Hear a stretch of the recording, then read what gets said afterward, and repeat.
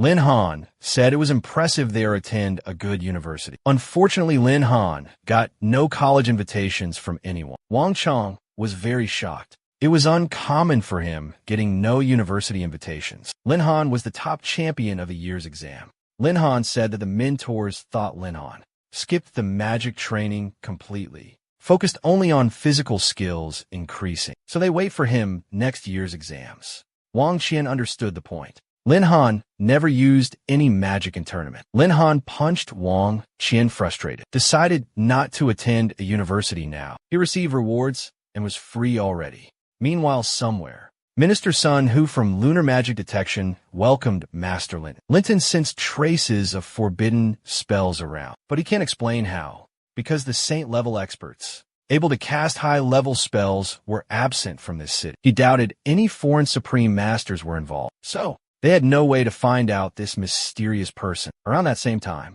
Lin Han finished moving to a new villa, and during dinner, he saw news about Lunar Magic Detection's master, Linton, arriving in the city. Lin Han coughed while eating after this news. His mother told him, "Eat slowly." Simultaneously, he received a call from Manager Lu. Lu mentioned then some information on the catastrophe source was received. That Lin Han requested. Lin Han was excited hearing that, asking where. Lu replied the next catastrophe would be an earthquake. It will happen in Yamyan City. Lin Han immediately requested the specific address. Lu asked if he needs equipment prepared. Lin Han said that would not be needed. He would bring more stuff to sell Lu. Lu really liked that. Lu admired Lin Han. Lin Han was a trustworthy, top-notch customer. Lin Han felt happy because he wanted to head to Yamyan City soon. Manager Lu, however, was enjoying a drink, thinking he could not read Lin Han. However, he tried figuring it. Lu got a phone call from Tien, saying he had trouble with the training area. Tien felt really pissed. He wanted Lu to give a reason for the teleportation device given to Lin Han. Manager Lu answered, a small investment was not bad. When he sees an opportunity, Tien disliked that investment.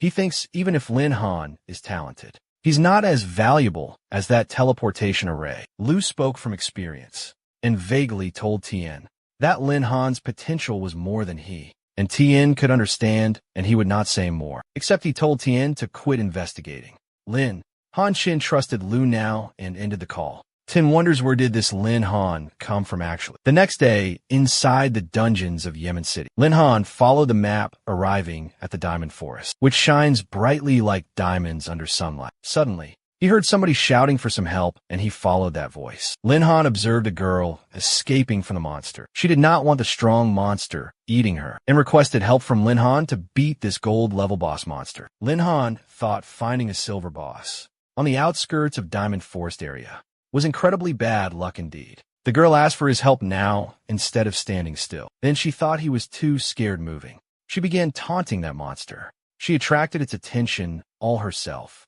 Lin Han realized she's thinking of other people even in danger. He kind of liked her personality. The monster tried hitting her using a sharp tongue. She closes her eyes now, seeing there's no escaping. Then she opened them and noticed that she was completely safe. Lin Han blocked the monster's sharp tongue with his bare hands. She told him watch out. Lin Han just slammed the monster around on the ground, then throw it far into the forest. The girl was amazed by this incredible save, so asked if she can join his party. After watching him defeating a gold-ranked boss that easily, Lin Han refused to take her, because he's here entering a catastrophe. He just pointed out that he knew nothing about her. She introduced herself, Wang Ting, a transformation class mage. Her passionate eyes made Lin Han unable to refuse, especially because she risked her life. He said her talent was rare and impressive. She did not consider it special. She asked him his name. Lin Han was afraid to tell her. It might cause some trouble. He said his name is Wang Qian. Wang Ting said he was strong so young. She asked how he trained. She also wanted to be with him. Lin Han was already getting bored. He wondered what to answer. His real age was greater than she thought. Wang Ting was only more interested. He asked why she came. She then replied, came to try finding mage equipment. Equipment was very expensive at market. Now that she has an expert, she wished she could walk confidently. Lin Han now found her quite straightforward. He decided to watch her. Suddenly, he sensed something telling Wang Ting, her luck seems really awful. He thought since meeting her, troubles were just happening continuously. This time a gold-level boss monster, Bloodthirst Gorilla, appeared. Lin Han pointed out, "A strong monster is not easy to meet around the outskirts." He told her to stay while he dealt with it. Thus, Lin Han began another fight against the Bloodthirst Gorilla. He faced the gorilla's fists with punches. To his surprise, Wang Ting alerted that more monsters came. Lin Han saw another strong monster boss. This time, it was a big pack of crimson-eyed wolves. It won't be easy to handle just his physical strength. And also, Wang Ting held him, crying that she wants to live. Lin Han told her stop saying those words. It'd take many more monsters to kill him. Lin Han got serious, then he crushed the gorilla's hand using his fingers. He lifted and threw it in the sky. Then he punched it down, sending it toward the place where crimson-eyed wolves ambushed. Lin Han controlled the monsters with his strength and landed safely back down. He then asked Wang Ting about that instant monster kill. She replied that she's now his fan. Lin Han thought this diamond forest was abnormal. Since he arrived here, many powerful monsters have been ambushing near the outskirts. He wondered whether the catastrophe was making these monsters run out, meaning he might accelerate this catastrophe. With his forbidden magic spell, he needed to send Wang away. Wang Ting, however, said she feared no boss. Being with Wang Qing, he could handle everything. Lin Han informed her she was alone now. Wang Ting wasn't expecting that. Lin Han will explain. He sensed a very powerful creature inside the forest, having equal strength, so he thought the true fight was beginning. Wang Ting wonders what should she do. Lin Han asked her leave and all would be well. Wang Ting fears monsters back home. Lin Han promises it will never happen. Then he held her shoulders. Magically, he throws her from the forest. Wang Ting flew, then fell with a strong impact. Surprisingly, though, she felt no damage. Lin Han casted spell. She wondered what kind. Lin Han was free to use his forbidden spell. He went where the lake was in the diamond forest. There he casted Chaos Domain, the forbidden spell. Just like that, the whole forest was under a meteor shower. Wang Ting saw it far from the forest. Scared, she knew it was an unusual spell. Meteors fell down throughout the diamond forest, wreaking havoc. The ground split and cracks formed, even in the forest lake. Lin Han doubted he overdid it. Anyways, though, he needed to find the catastrophe source. Meanwhile, the magic detection department. Everyone was chaotic after another forbidden spell used. Near the city, the supervisor called Sir Linton immediately, and Linton arrives monitoring room, checking the situation. The supervisor tells him based on intel, the source is in Diamond Forest. Linton didn't anticipate encountering this extraordinary situation. Soon the supervisor asks what they should do. Linton gave commands. They must locate this person's position using forbidden magic. Also bring along the tracking system.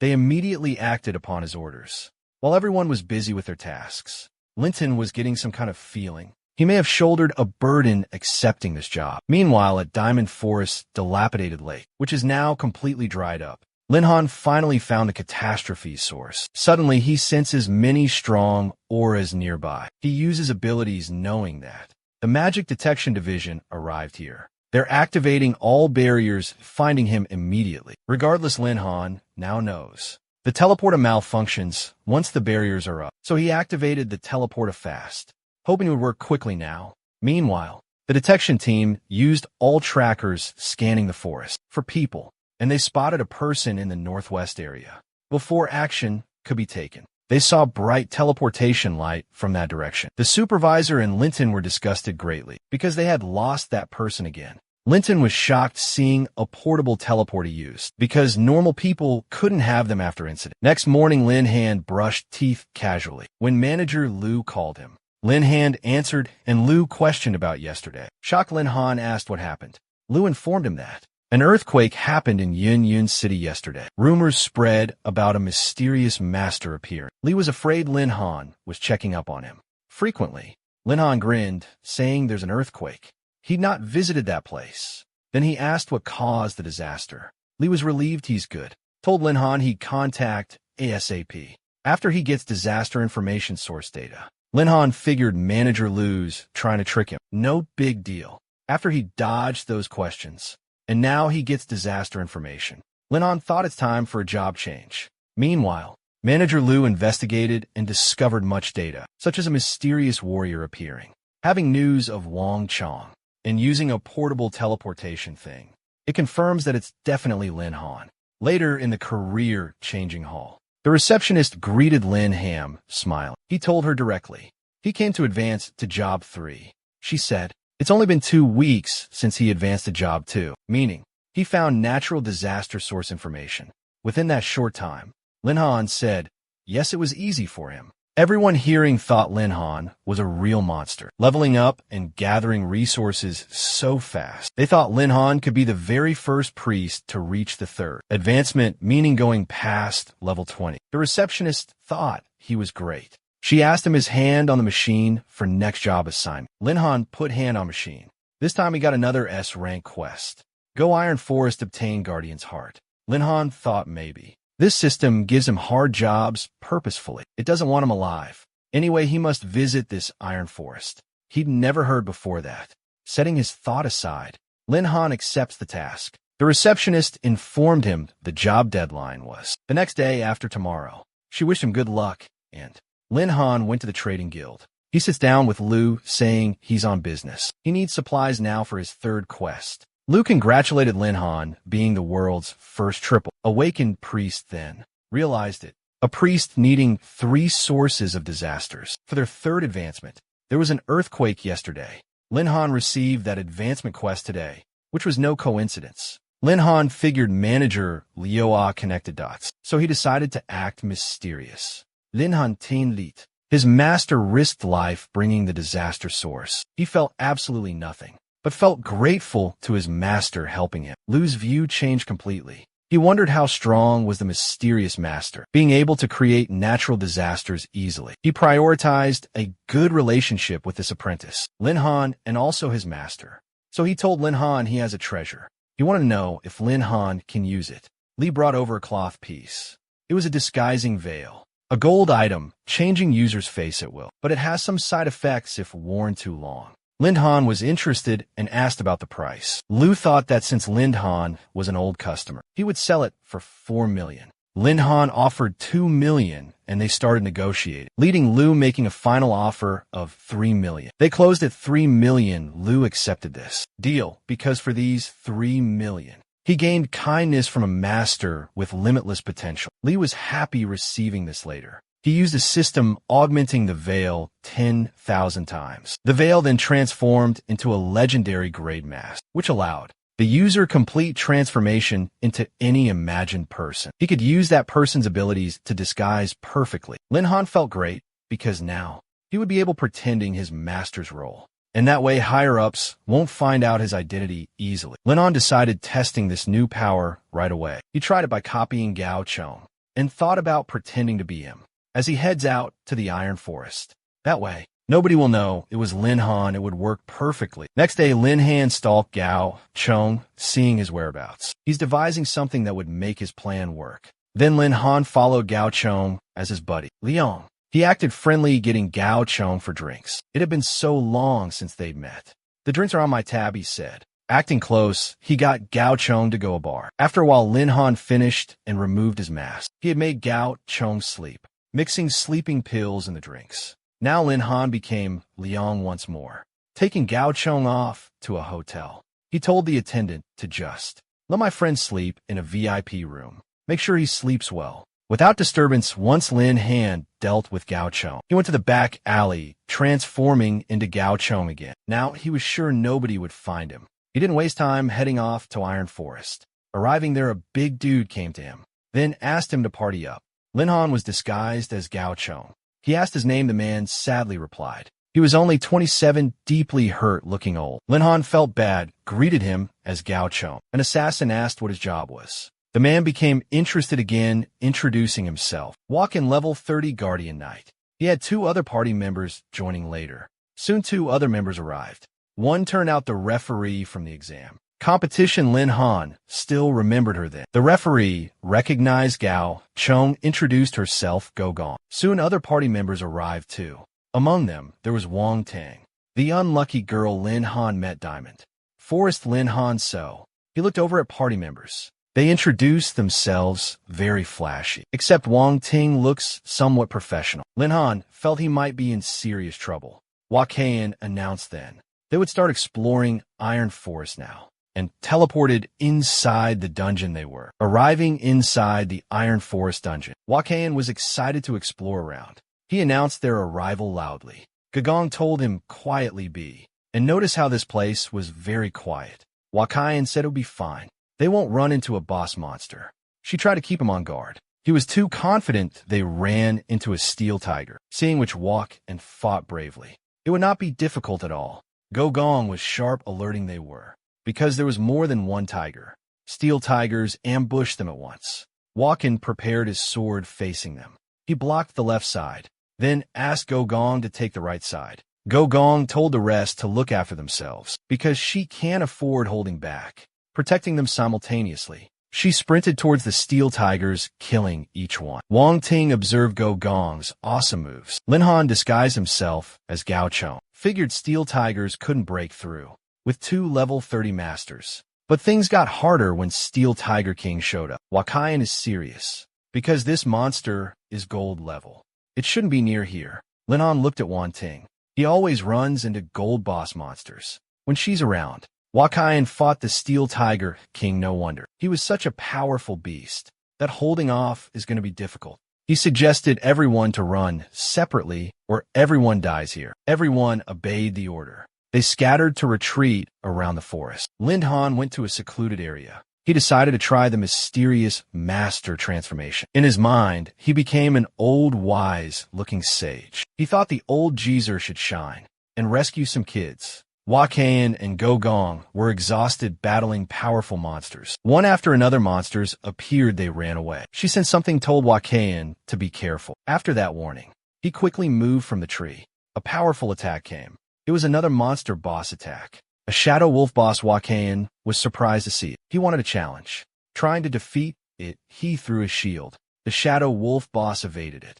Gogong sneaked up behind it. She intended to slay the monster. She delivered the final blow. The shadow wolf boss collapsed. Losing its life, she stood over it. Joaquin grumbled. She stole his kill. She said he moved too slowly. If she hadn't acted, it would have escaped. They bickered over the prey. Meanwhile, Lin Han watched from a tree, thinking that shadow wolf's fur would be real nice. He jumped down. Appearing as an old man, he questioned them if they would mind his taking the wolf's skin and fur. Wakayan and Gogong were surprised. They hadn't noticed Lin Han getting near. Wakayan was first to object, saying they risked their lives to fight the monster. Lin Han just took it by force. Those two wouldn't just stand by, so they attacked him. Lin Han was far too strong. He slammed their faces into the dirt, then announced it should not be any problem to take it. Wahian and Gagong swiftly changed their minds. They allowed Lin Han to take the beast. Lin Han thought using fists was best, to settle things more quickly like this. Afterward, he went deeper into the forest, sensing some monkey monsters, taunting him, launching sneak attacks from trees and bushes. Lin Han dealt with them using pure magical defense. He felt sure they couldn't hurt him. He could beat them pretty easily. He soon faced the forest's overlord, the 3-eyed demonic ape, the monkey's boss monster. Lin Han switched up his tactics, deciding to use magic-infused fists. Now, the ape swiftly jumped, dodging Lin Han's powerful punch. He sobered up, then launching a flurry of punches. To his great surprise, the ape raised his hand, stopping him, begging for mercy. Lin Han wondered what it was up to. The ape broke a tree, using it to attack Lin Han. Trying a sneak attack, the ape swirled the tree. Lin Han first saw an ape using weapons. He welcomed this fight. The ape charged. Lin Han punched the incoming tree directly. Fueled by magic, the ape tried hard, but Lin Han overpowered that ape. The punch shattered the tree, hitting the ape. Lin Han knew one punch kills a goal level ape. He then heard Wan Ting's voice, planning to join up. She saw the ape killed by Lin Han.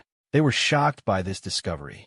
Lin Han hid behind a tree. Meeting that girl brings bad luck. Wang Ting and 2 others checked the ape's body. Soft fist marks remained there. Wang Ting Master Wang Chong. She's someone met in Diamond Forest. It was Lin Han. Wao Kong and Gogong regrouped.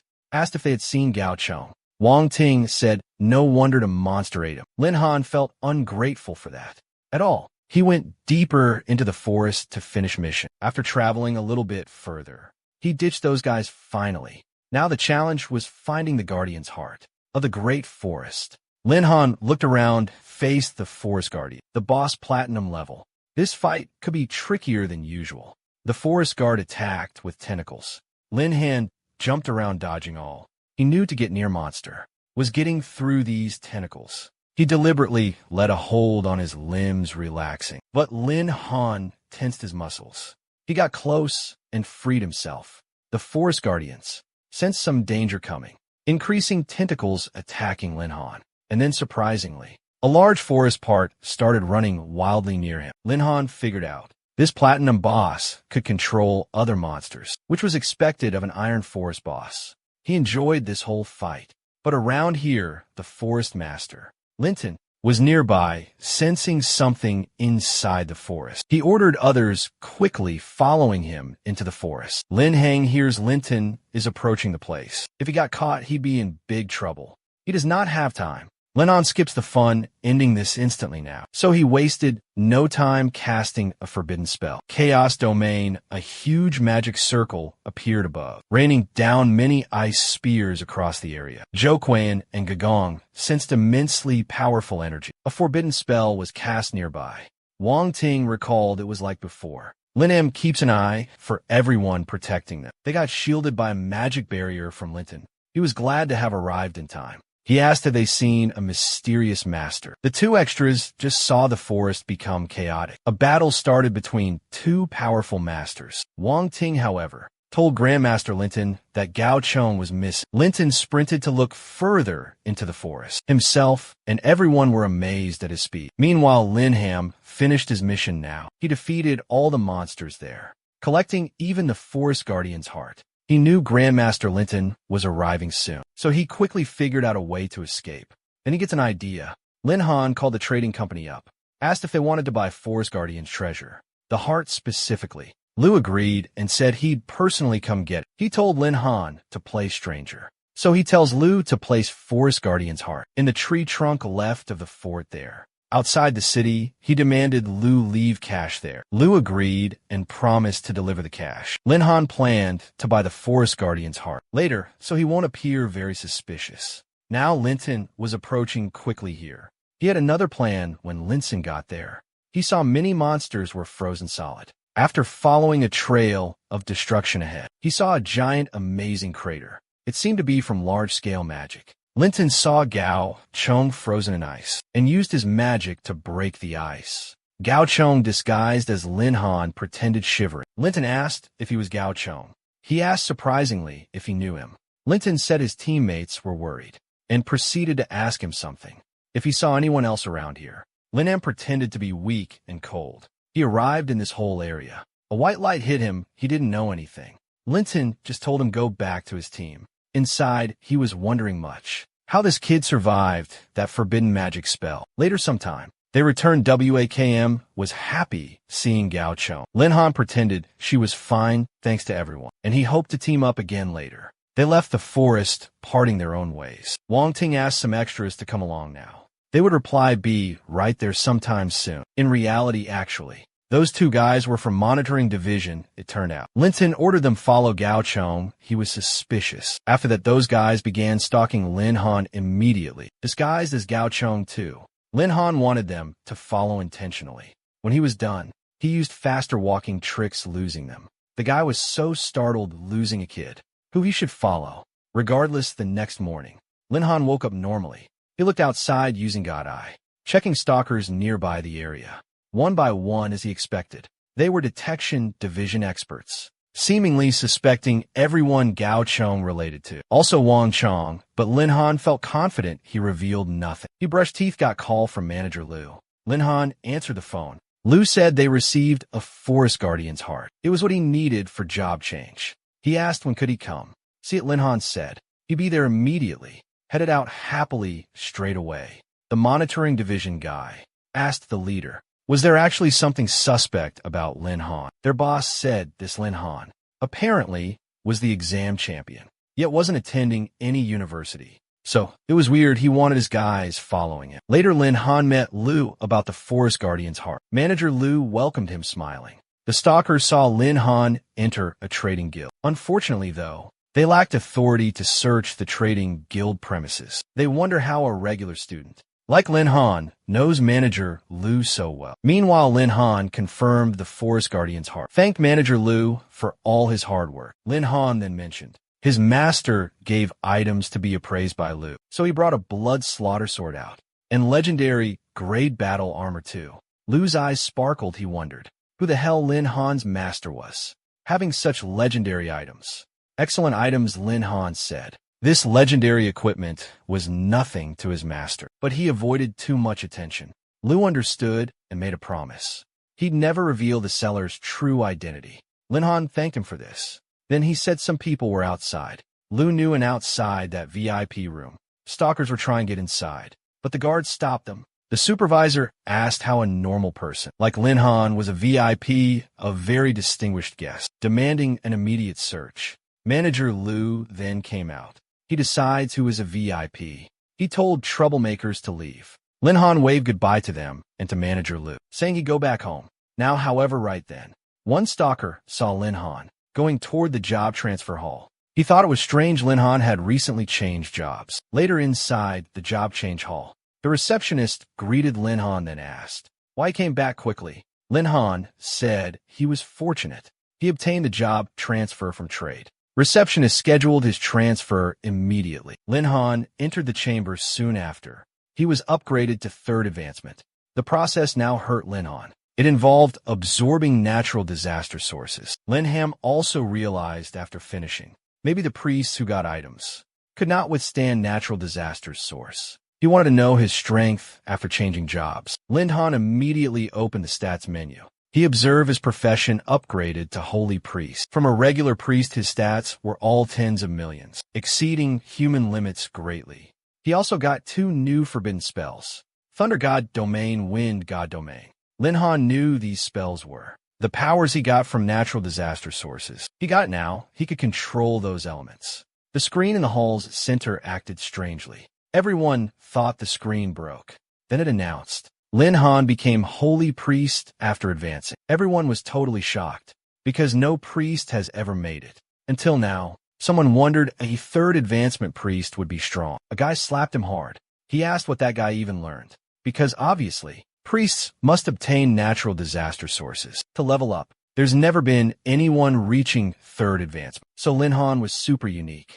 Some people recognize it. Lin Han was that student who aced the exam. Apparently, everyone knew he was good at everything, making ladies fans wanting to marry him. Then Lin Han leaves the upgrade chamber, asks everyone what they are looking at. Everyone runs towards Lin Han for an autograph. Lin Han didn't expect to be here. News of Lin Han's 3rd advancement spreads, became known nationwide throughout the country. People gather outside, near his home. Lin Han doesn't know what to do, wants to leave the house in disguise.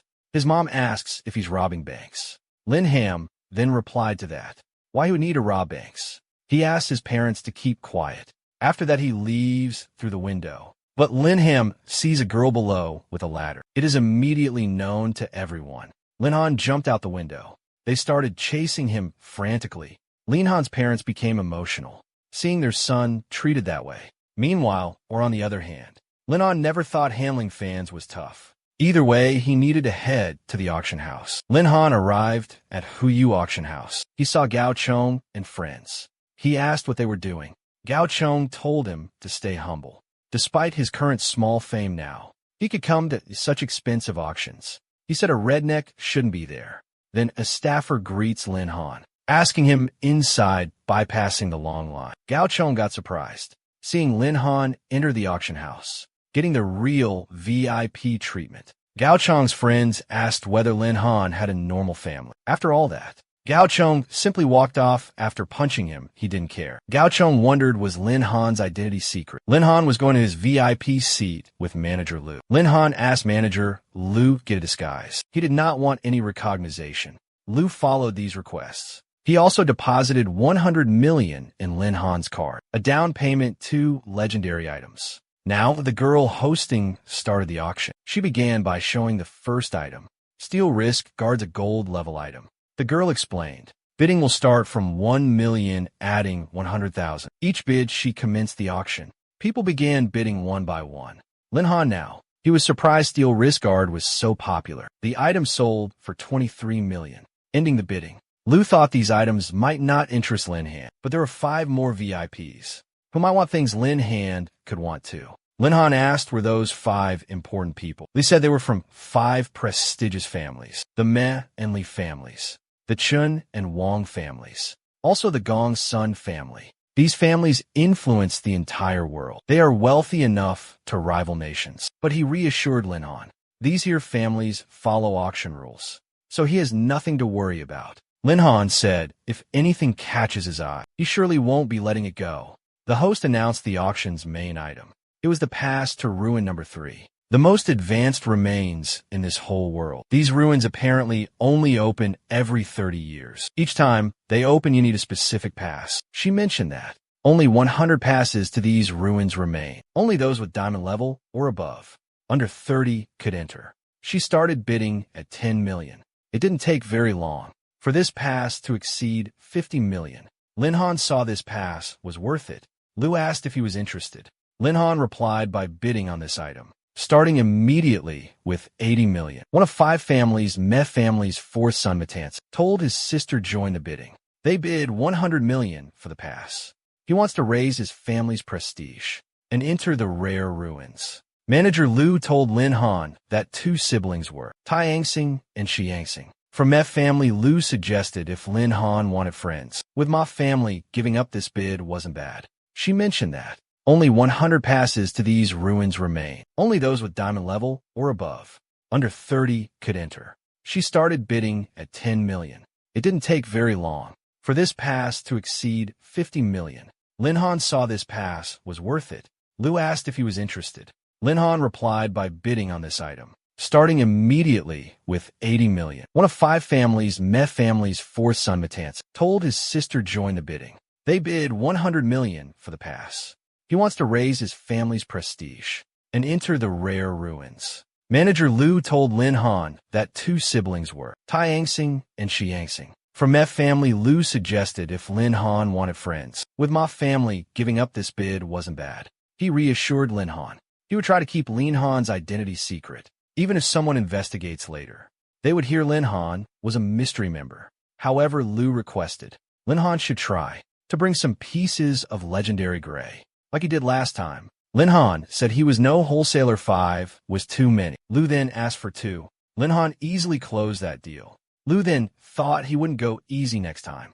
Lin Han's master seemed extremely loaded with money and also legendary equipment. Lin Han now watched the auction. The last items were legendary. Great items sold by Lin Han previously. Lin Han and Lu enjoyed tea inside. The host informed Lu those legendary items sold for 635 billion yen. Lin Han felt shocked. He calculated after a 20% commission fee, he was still a millionaire. Li promised immediate money transfer to Linden's account. Lin Han actually felt worried. He was now their enemy, a family's enemy having a large sum. Manager Lu assured him nobody could touch Lin Han. His auction house would provide security for 3 days. Lin Han believed him and left to head home. He was immediately met by family members. Lin Han asked them how they found. Tianxing replied explaining.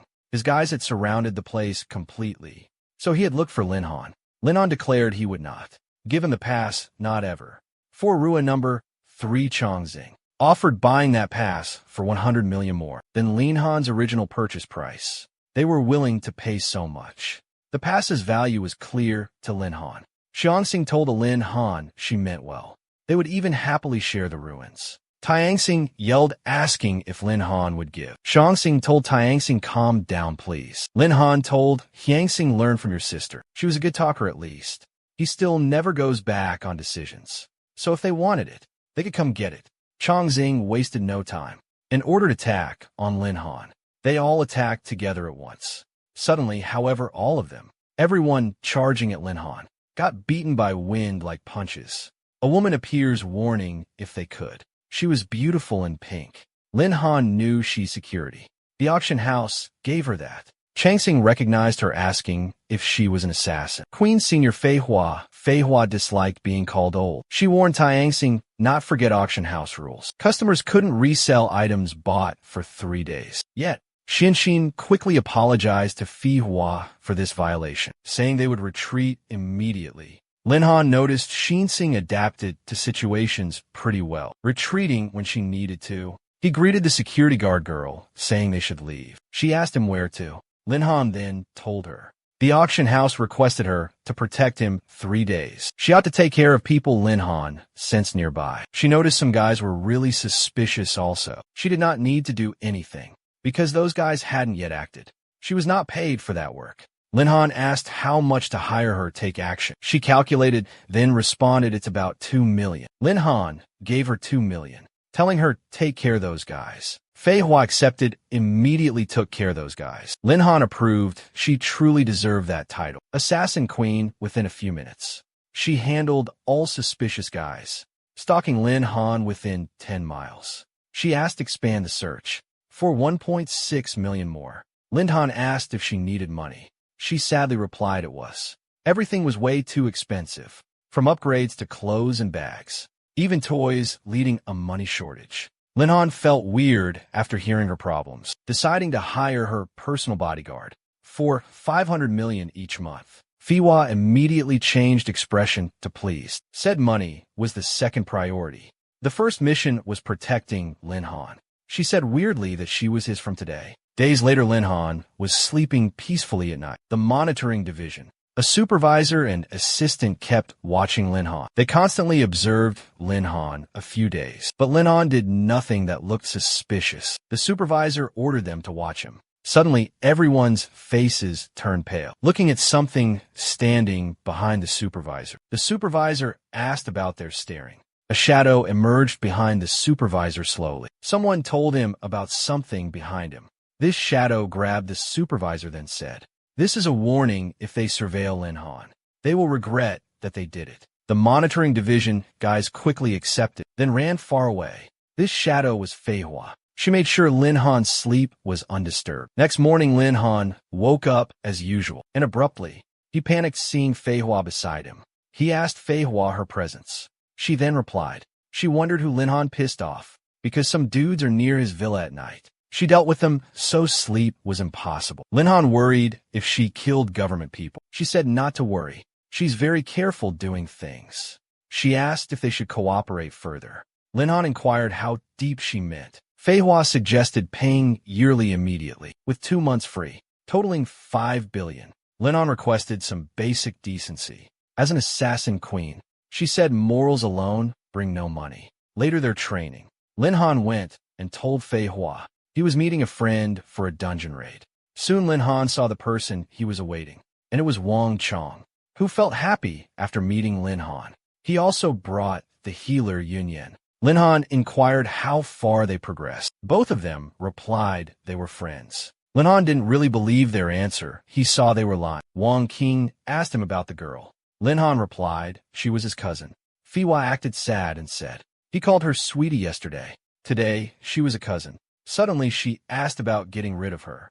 Wang Chong called him a good player. Lin Han told Fiwa to stop and introduce truly herself. She introduced herself with a fake name, Zhang Ruxin, the assassin. Lin Han didn't expect her to change her name fast. Anyway, it was time for them to enter the dungeon.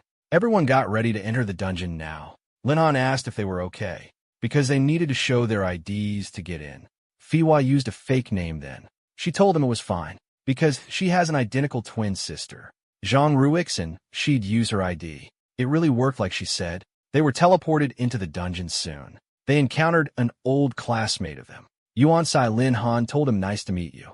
But Yuansai didn't want to be teamed with a monster, meaning Lin Han. The dungeon assigner scolded him. They could not change now. Then they teleported inside the dungeon. Wang Chong did not expect to look so similar to the place they went before. Lin Han nodded yes and warned it's dangerous. Wang Chong here wants reliving the old moment. They battled the hidden boss. They went further exploring this dungeon. After they entered the dungeon, they encountered many minotaurs, supposedly a rare boss monster.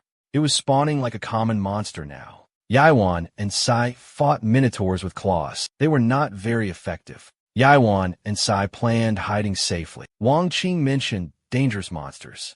Staying near Lin Han was safer. Yaiwan and Sai fled though. Lin Han battled minotaurs using basic magic. He protected Yaiwan, Sai, from harm. He decided to find him. Wang Qian worried if Lin Han left. Fiwa asked scarily if she was useless. Wang Chong felt pressured, saying, handling many minotaurs might be difficult. Fedhua easily defeated a minotaur, showing him it was easy. She admitted she might be inefficient because of long periods without battles. Wang Chong began fearing her strength. Lin Han entrusted Wang Chong and others to Fei Hua. She requested extra payment from him. Lin Han quickly agreed, then moved forward to look for Yuan Sai. Yuan Sai struggled, surrounded by minotaurs. He was trapped, unable to escape. He feared his death today. Lin Han arrived, offering assistance. Yuan Sai refused, preferring death to asking help, especially from that man Lin Han. Yuan Sai struggled, defending against Minotaur's attacks. Lin Han noted his clumsy footwork. Yuan Sai got thrown, blocking the attacks. He began bleeding badly. He asked Lin Han if help remained available. Lin Han said he must beg for it. The Minotaur prepared to attack Yuan Sai. He begged Lin Han for his help. Yuan Sai thought it was late, but Lin Han believed it was all fine. He arrived to deflect the Minotaur's strike. Yuan Sai was relieved to be saved, but he noticed immediately many minotaurs were surrounding them completely. Lin Han inquired if he forgot his nickname. Yuan Sai responded that he remembers Lin Han is called a violent priest. Lin Han chuckled since Yuan Sai remembered. He assured Yuan Sai a breakout was achievable. First, Yuan Sai must go from there. He threw him away, so Yuan Sai screamed, threatening Lin Han. Lin Han defeated the minotaurs later alone. He caught Yuan Sai before falling too. Lin Han asked why he was weak enough to vomit. Yuan Sai grabbed his collar, asking to try. Lin Han then asked how much experience gained. Yuan Sai then replied. Lin Han helped him get enough money to switch jobs after getting out. They suddenly saw distant, huge explosions. Lin Han asked Yuan Sai for following him, because there's a need to investigate. Around that time, Wan Kang's card magic slashed the Minotaur's weapons. He was now accustomed to fighting them. Union pinched him, then said, he does not need being so happy. Fegwo handled most monsters. Fua just then warned them against taking it easy. She felt something wrong here. Yomavan asked what's the matter. Fua then said, the Minotaurs were acting like mindless, which didn't seem normal. They suddenly sensed strong, powerful, ground-splitting attack ahead. It shook everything around them. A Minotaur attacked. It seemed different, stronger than previous Minotaurs they'd fought. It was a platinum boss monster. Minotaur Lord fighting him wouldn't be easy. Wang Chong and Union were so scared. They never expected a platinum monster here. Fuihuo stayed calm. She might use her strongest moves, risking her life to win. Lin Han and Yuan Sai joined. Lin Han hoped he's not late. The Minotaur Lord stood. Yuan Sai saw it was platinum. He maybe regretted coming. Lin Han said it's late. The Minotaur Lord swung his sword. The sword shattered some ground. Lin Han and everyone dodged. They escaped its path. After the dust settled, the Minotaur Lords vanished suddenly. Wan Chong saw nothing. Fiwa alerted them all. Suddenly the ground beneath Wan Chong broke. The Minotaur attacked him from below. Wang Chong took a direct hit flying skyward, and Union also suffered damage from a Minotaur's neck/impact. The Minotaur defeated Wang Chong, also Union instantly. Wang Chong requested Union run, unable to stand. He held that monster there. Union refused to leave him behind now. The Minotaur wouldn't wait, killing whoever was near. Just when it swung its sword, the Minotaur's sword hit Linhan's barrier. Linhan's saved those two guys, told them stop, get away if hurt. Yuan Sai moved both Wang Chong, also Yunya, to take them from here, knowing they were hindering Lin Han. Wang Chong agreeing, left this platinum boss for Lin Han. Lin Han blocked the Minotaur Lord's every attack. The monster then escaped underground. Lin Han felt pissed off. Then Fiwa said that Lin Han seemed strong, being unscathed after facing a platinum boss. Lin Han said she should protect him. That was her job. Fei Hua promised she would have paid. She told him to watch her work. Lin Han sat to watch his supreme master. Rank bodyguard's awesome power. The Minotaur Lord attacked Fei Hua from underground. She waited until the last second to move. She jumped, letting the Minotaur hang. She used assassin skills, creating multiple mirages. One by one, she inflicted wounds on the monster. She defeated the Minotaur using her move. Flying Blossom / it is. The monster fell, becoming a corpse. Fei Hua asked Lin Han about his money. Lin Han was quite satisfied with her. He admitted she deserved the nickname. Queen of Assassins she is. Yuan Sai was left wondering, why aren't they hearing fighting sounds? It's like Lin Han was killed by the Minotaur. Wang Chong yelled at him for saying that. Suddenly, they saw a magic circle appearing beneath them. It's a sign that they completed this dungeon. They were teleported back to the dungeon square. The announcement screens show Lin Han and his team completed a hidden mission. After they were back, Xian called Lin Han. The young hero cleared that dungeon, is invited for dinner. Lin Han called him out for sending them there. Tian said he didn't offend him. Lin Han described it, though this was a gold-level dungeon. His team ran into a platinum-level monster. He claimed he didn't have tricks. They would have all died due to Tian. Tian checked Lin Han's card. He found out it was tampered with. Lin Han made it clear this requires more than apology. Human lives were at stake. Tin asked what Lin Han wanted. Lin Han answered, Wang Chong was hurt the worst. He should decide the compensation amount. Wang Qing thought, and then he said, 2 gold equipment pieces would be fine. Lin Han felt bad about Wang Qing's modest request. He hadn't seen much good stuff. Lin Han wished he was greedier. Tian, the dungeon manager, readily agreed to Wang Chong's request. He promised 3 top-selling scrolls also. Wang Chong greatly thanked him. Send everything to Lin Han's place he requested. Tian apologized, promising delivery tomorrow. Lin Han told him no repeat incidents. Next time understood. Lin Han suspected Chen wasn't responsible. Who wanted him hurt? It remains a mystery. Lin Han wondered about someone from MH family using a dungeon against him, but Fiwa slapped both his cheeks. Lin Han asked her what was that. She responded it was for cheering his mood up. Lin Han asked did she think that dungeon was tampered by them. A family, she asked back.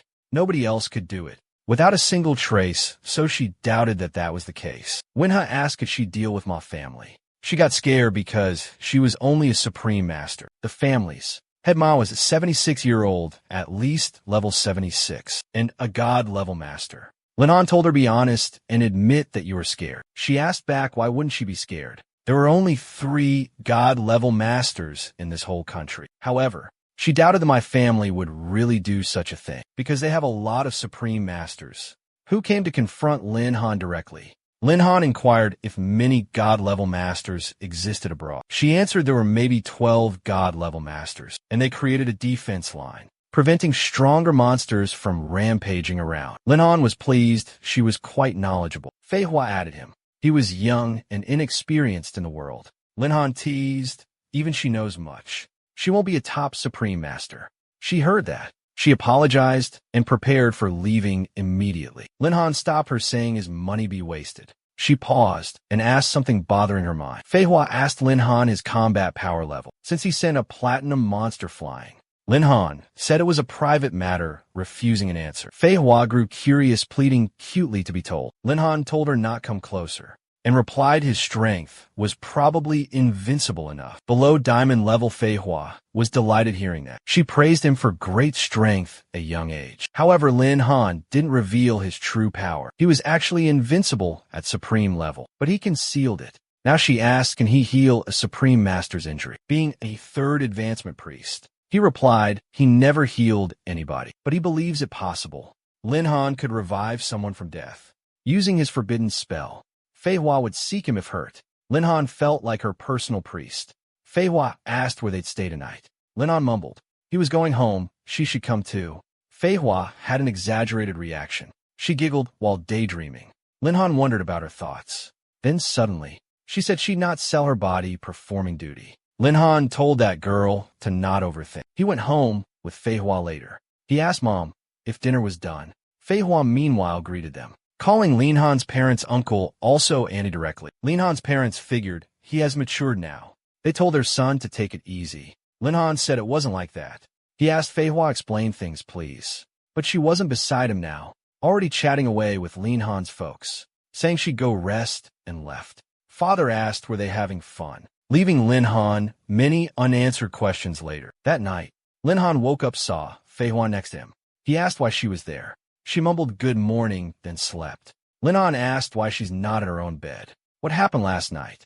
Fuo answered nothing at all. Lin Han's heart was put to relief. She said she slept here. She came delivering items from the dungeon master. Lin Han questioned how she let her guard down. She would wake up if trouble happened. She gave 3 tickets for the items. He gave her 1 ticket. She asked why he gave it. He said it helps her level up faster. She became a supreme master recently. Fiwa didn't understand his kindness. He muttered it makes her stronger. The stronger she becomes, the better she protects him. She held his hand happily. His mother came telling about breakfast. Linham, startled, explains to mother. She'll make chicken soup. Left Fiwa asked if he wanted her explaining it to Annie. He said he'd do it. The more she explained, the more confusing it will be. She mentioned stopping by the trading guild, reporting to Manager Liu, and curiously, she asked, does he know Manager Liu? Lin Han said they did business together. They know each other well. He asked what's going on. Feiwa told him then. Manager Liu reportedly has a complicated background, as far as she knows. The trading guild's person in charge was also a Liu. Lin Han wonders if Manager Liu is related to the guild owner. She added also that the top 5 universities' interviews were approaching soon. She asked him about entering a great college. Studying hard, diligently, Lin Han thought how much trouble he was currently in. He thought he should get a university admission, avoiding any more suspicions. Later, at the admission center area, Lin Han saw many people there for an interview. Some guys then came, informed Lin Han he didn't go to the general section area. He'd be given a chance to choose his university mentors himself. Lin Han really liked the idea. Followed them to admission building B block. Lin Han was then taken to a room with all the university mentors. Lin Han felt the atmosphere was very heavy somehow. A bearded guy stood then asked Lin Han, the world's very first third advancement priest, joined their academy. They would make sure to train him very well, make him become the strongest priest. The old man, the other chair side, said why Lin Han would need training when he's already the strongest, amazing priest, and asked him join Zhuan University. They would provide all the natural disaster sources needed. The blue guard guy said Lin Han's potential would be totally wasted elsewhere, and told him to join this college. Others then took their turns, from Sheming University and even Kenya. That was an all-girls university. Lin Han felt it was strange. These guys didn't seem to like him. Back during entrance exams, now they were actively recruiting him. Another guy told him join Chong Ki University. Each student relies on strength to obtain resources. If Lin Han wanted a natural disasters source, he could win university competitions and get them as a prize he promised. If Lin Han could only guarantee that he would always be first, he needed enough confidence to say yes. Others felt weird after hearing this. They questioned how he could say so, because it never happened before. Anyone other than Fei Hua had gotten all first place at Chongqi University. Lin Han just now learned Fei Hua also went to Chongqi University, meaning she was good at hiding it, even after she became famous. The blue-haired guy then asked if Lin Han wanted natural disaster sources to reach level 4. They'd even help him by creating man-made disasters. Lin Han wondered if that was possible. He knew he'd done them twice already. The blue-haired guy said that if the scope of disasters is managed, man-made disasters don't cause lots of damage. They will also provide the sources. The professor from Changchi said that his offer was much better. The blue-haired guy wanted an offer made. It was Lin Han's choice to pick. Lin Han thanked people for speaking up. He said he already made a choice. Lin Han declared his decision for King Chi University. The King Chi professor assured they would not let him down ever. He gave an admission form to Lin Han, told him to university report.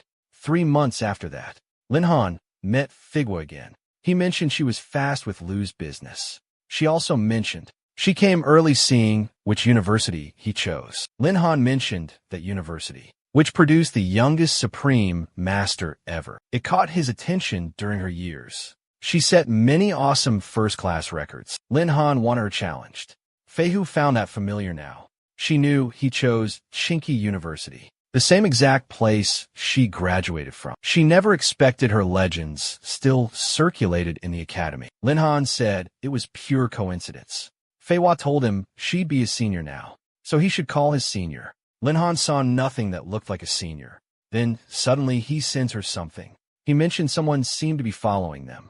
He asked her to identify them. Fei Hua easily saw through all the suspicious people. There seemed about 3 groups of people. She confirmed they were from them. A family Lin Han truly hated. They just wouldn't let him go. He left this one to her. She would take care of them in 30 seconds. Later that day, a Ma family man greeted young Master Tanangzi. He informed him all 3 were wiped out. Like it was nothing, they don't have manpower to deal with Lin Han, so retreating was better. Chancing exclaims they cannot retreat. Now, they're in his sister's situation. Locked into losing the pass, they cannot afford losing it, no matter what for her. The guy then mentioned, their opponent's strength exceeded their imagination. Even Supreme Master Fiwa was hired by Lin Han. Chang Xing was serious, he had absolutely no choice but to invite someone. He visits a house, calls out his uncle Zhang, tells him that his sister was under house arrest. It was very important he achieve that ruined pass. He had to ask Zhang to help out. The door opened, Zhang asks, Tianqing show him the target. Chancing gave a hair strand belonging to Lin Han. He used magic showing what he looked like. Suddenly Lin Han woke up, felt something was off. Fei Hua also felt that Lin Han understood inside the family again. They simply will not stop. They are so stubborn. Chancing asked him his plan. She sensed a powerful energy near the city's edge, at least a supreme master level. Lin Han thought if hiding continues, his identity would eventually be revealed. That would endanger his whole family. So he took immediate initiative. She asked was he insane. That opponent was currently a supreme master. Lin Han asked her whether she too was. Besides, the opponent had set the stage. He couldn't ruin it all fleeing. After some time, Lin Han reached the border. The city wastelands areas. Tianqing sensed something coming fast. With killing intent, then somebody blocked her sword and said they were skilled shadow killers. Despite their young age, an old man made Feed Hua retreat. She asked who the man was. Lin Han greeted Tianqing, saying he did great finding him, using something of Lin Han in that compass. Chiam Sing cut is short telling Lin Han give a ruined pass. This would all be finally settled. Lin Han didn't heed his warning. So then, Tianqing would finish off Lin Han his security. Here, as he called out Uncle Zhang. Zhang was toying around with Fei Hua currently. She gave her best to fight, but Zhang didn't put much effort in, crushing her sword like nothing. His attack sent her flying away. Lin Han caught her just in time, teasing how she was defeated in 1 second. She said her opponent was not a pushover judging by weapons. That old man was one person. The three-blade sword master Zhang Saifeng, a seasoned supreme master. Zhang felt happy recognized by his power. He says now they know him. They should give up the ruin number 3 fragment. Then they would be free, or they would leave their lives here. Fui Hua laughed, saying she'd been careless. That won't happen again. She refuses surrender, easily attacking Zhong again, using her assassin abilities. She shrouded Zhong, declaring an all-out assault. Right away, though, she stabs her sword into shadows, trapping Zhong. Tianqing tells Uncle caution. Zhang repels her using his aura. Fei Hua surrounds herself with fire magic. Zhang knows she is planning a dagger strike. Lin Han planned, helping Fei Hua. Tianqing blocked him, declaring he'd be the opponent. Lin Han felt extremely angry, so he decided to settle this now. Tianqing activated his skill, summoned armor, and sword. He declared he's a platinum level 40 knight. He's close to reaching diamond level. He planned to enter these ruins. He even avoided leveling up more, because only under diamond people enter these ruins. But Lin Han ruined that plan, so he charged at him, taking out anger. Hand over the ruined pass now. Before he passes away, however, Tianxing was surprised greatly when he noticed Lin Han's stopped his advanced blocking sword with one finger. Lin Han called him a total fraud and questioned claims to be invincible. Below diamond level possessing this skill level. He shows him what invincible means and headed the sword away from tanking to the ground. Lin Han sprinted at Tianxing, intending to kill him, hitting him many punches all over his armor. Changxing couldn't do anything, his armor chipped off. After Lin Han hit him many times, he fell down, shattered, impacting ground, foaming mouth. Lin Han stood unscathed, waiting. Changxing woke. Changxing fearfully told him, don't come. Lin Han demanding that Compass will spare him, or else he'll ensure even his family can't protect him. Changxing said it was a bluff only, because he still got a lot more armors. Lin Han cannot break all of them. Lin Han then punched him, blocked by some shield appearing out of nowhere. Changxing told Lin Han, don't waste efforts. This shield was a top-level treasure. Lin Han was pissed seeing the rich family's power, allowing a platinum-ranked knight only to have such defensive treasure. Lin Han thought Tianxing wasn't wearing any armor. The shield appears with a death threat.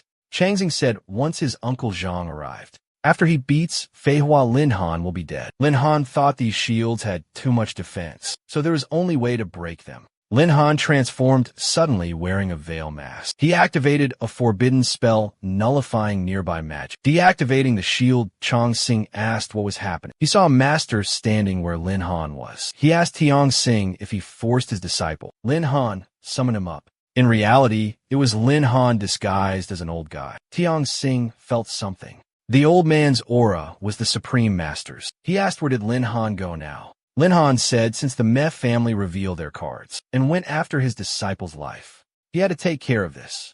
Lin Han activated some powerful spell. Tiang Sing immediately asked the old man for his name. The Meh family would pay for all damages. Lin Han knew Tiang Sing wanted his name, then hired his family to murder him. Lin Han activated his chaos domain. Purple lightning was formed above. It fell wherever Lin Han directed it. Lin Han aimed it directly at Chansing. Purple thunder struck him then, shattering the surrounding ground. At the Magic Detection Center, the workers detected an abnormally strong magic energy wave. Boss Sun suspected that forbidden magic was used again. He wondered aloud why these super powerful people stayed in Huyu City. Sun asked Master Linton what their course of action was. Linton sensed the forbidden spell. This one was much stronger now. He wondered if it was that person. It appeared two supreme beings gathered here, in the city, facing each other. So he ordered the city be put on a first-degree alert, in order to evacuate people nearby the dangerous areas. Sun, who was very worried about arriving in time, before the forbidden spell's effects spread far into the main city. Meanwhile, Fei Hua was still battling Zhong, unleashing her final move, Flying Flower Slash. This created mirages of multiple Fei Hua attacking Zhong. Zhong fended off these attacks with some effort, and he received some cuts blocking it. Fei Hua knew, although she caused damage, she might not defeat Zhong. Zhong told that if he hadn't been hurt before, he would have been a holy mage. But regardless, she was not a match for him now. She even doubted he had a trump card up his sleeve. Zhong replied in that while he was a supreme master, he developed a forbidden spell. Zhang began casting his forbidden magic. Fei Hua felt terrifying sword energy coming from it. It could really kill her. Zhang then saw Tianxing was in danger. He felt some immense aura, like some forbidden level spell power. He said Fei Hua was lucky because he must leave now. She sighed since her life isn't threatened anymore. Yet she was worried whether Lin Han was okay. Meanwhile, Lin Han attacked Hung Sing's shield using a forbidden spell. One hit shattered all the defense easily. Chung Sing did not believe his eyes. The spell's power was so inhumane. Red chains appeared from below ground and then chained Tamsing up. The one doing this was also Lin Han. He questioned Tianxing if Tianxing would be honored by death by his spell. Chongxing did not comprehend how this sage's attacks worked. Lin Han then replied. The essence of his chaos domain was attacking the enemy until death occurred. Tangxing feared death. Today, lightning approached him. Then 3 magic swords appeared blocking Lin Han's attack, just timely resulting in shaky recoil, causing tremors felt on the ground.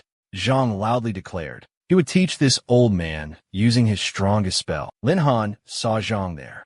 He worried if He Huo was beaten. Chongxing told his uncle not hold back anymore because he wanted his nephew killed. Zhang guaranteed no one touches a hair on his head. Lin Han challenged Zhong, seeing how long his 3 blades will really last under his continuous, powerful attacking spell. After that moment, Lin Han's chaos domain clashes against Zhang's 3 blades begin. Zhang confidently believed the full power here would surely achieve his ultimate victory. He increased the power of 3 blades maximum. The 3 blades appeared much larger and refined. Zhang was extremely proud of the forbidden spell. Soon Fei Hua arrived and then asked the old man, where did Lin Han go? He said his disciple Lin Han was somewhere safe. After that, she suggested they should quickly escape. However, Lin Han boldly claimed those 3 swords were merely a common spell.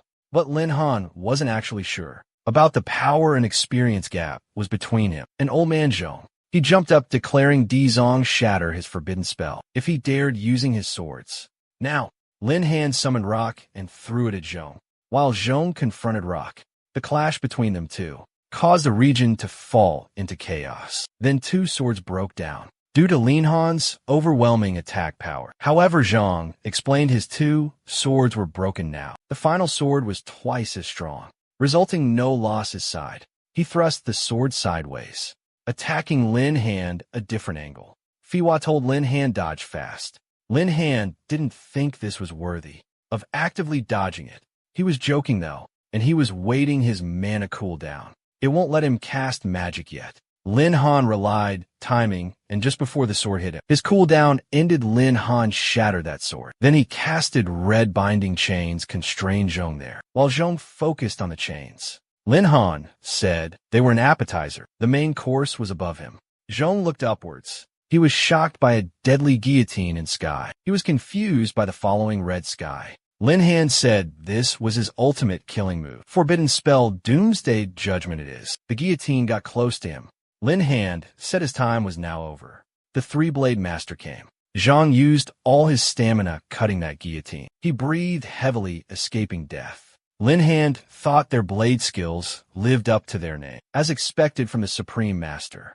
It made him consider using a trump card. Right then, a voice asked how they are fighting and ignoring him. Zhang knew this voice. It was Linton. Zhang and Linton reunited a long time after. Lin Han felt a bit worried, seeing them both being friends. He wondered, could he defeat them with his trump card? And then, Linton yelled he would need them both to stop fighting. Otherwise, they'd be hauled off to Imperial Prison. Chongxing told an uncle they should stop fighting now. Lin Han got mad and proclaimed it was no joke to fight whenever, and back down midway if they felt. Lin Han also thought showing weakness now meant he would face many problems in days after. So backing down isn't possible, demanding a solid explanation. While preparing forbidden spells that everyone could see, everyone present, Lin Han unleashed his powerful magic. Linton felt it. Nearby magic was absorbed by forbidden spells, meaning he can't fight if necessary.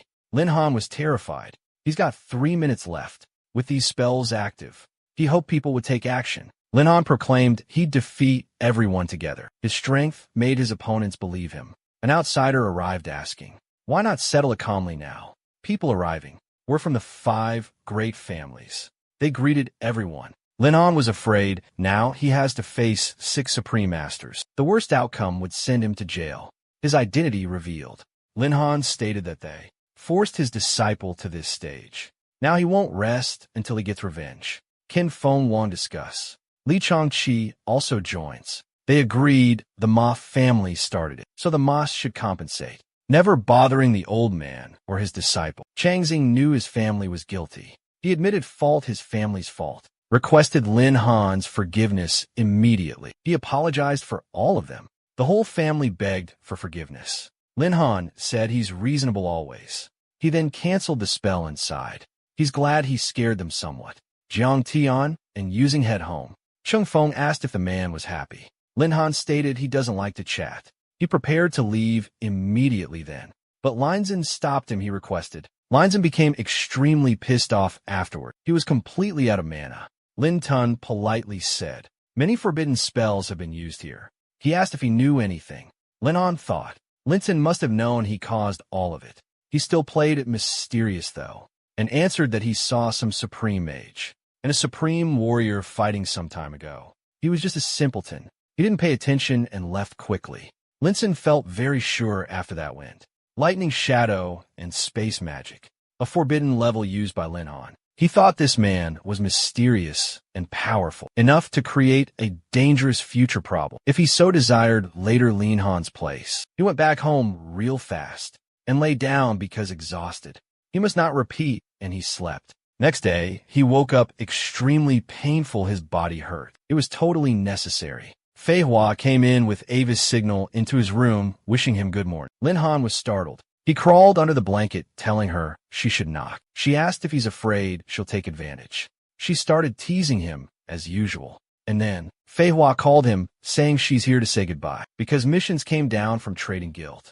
She won't protect him now. She wouldn't refund his money. Lin Han said do not worry. She doesn't need refunded. He'll count on her protection next time.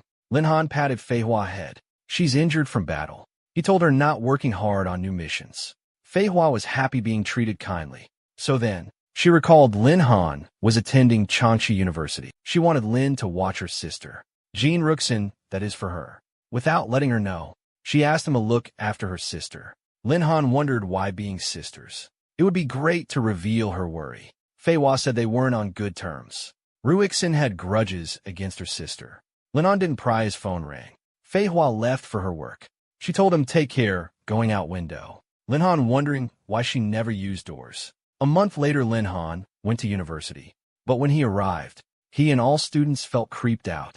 First seeing the large gate, decorations inside the university for freshers. Lin Han reconsidered maybe dropping out immediately. Then, some seniors came saying they disliked this gate initially, but after hearing the dean's speech, it wasn't so bad. Lin Han asked about the speech. She relayed the dean saying sooner or later they would become strong someday. This gate would be both their goal and starting point. Lin Han thought that sounded nice. The green-haired girl introduced herself, Feng Young-sin. Lin Han introduced himself to her also. She walked with him to admissions, asked if everything about him was true. Winning first place, killing a monster with one punch. Despite being a priest, Lin Han said yes. She was lucky meeting him at the gate. She offered guiding him to submit his form. But when they got there, a guy saw Young-sin started flirting, holding a bouquet of pretty flowers. But Young-sin told the guy, Zhang Yanan, not to bother her now. After Zhang Yanan said he was merely curious about her and inquired about the person beside her. She introduced Lin Han, the entrance exam's top scorer. Suddenly, she was helping him with admission. Tom Jinnan's face turned white. Seeming he had heard of Lin Han, he ignored it, telling Lin Han to move. He wanted to speak with Young-sin. Lin Han intervened and stated she didn't appear to want to talk. Zhang Jianan warned Lin Han. He was messing with this university's only untouchable guy, who should never be messed with. He handed a bouquet to another guy, then told Lin Han his family has significant business with Chengchi University, so he shouldn't intervene.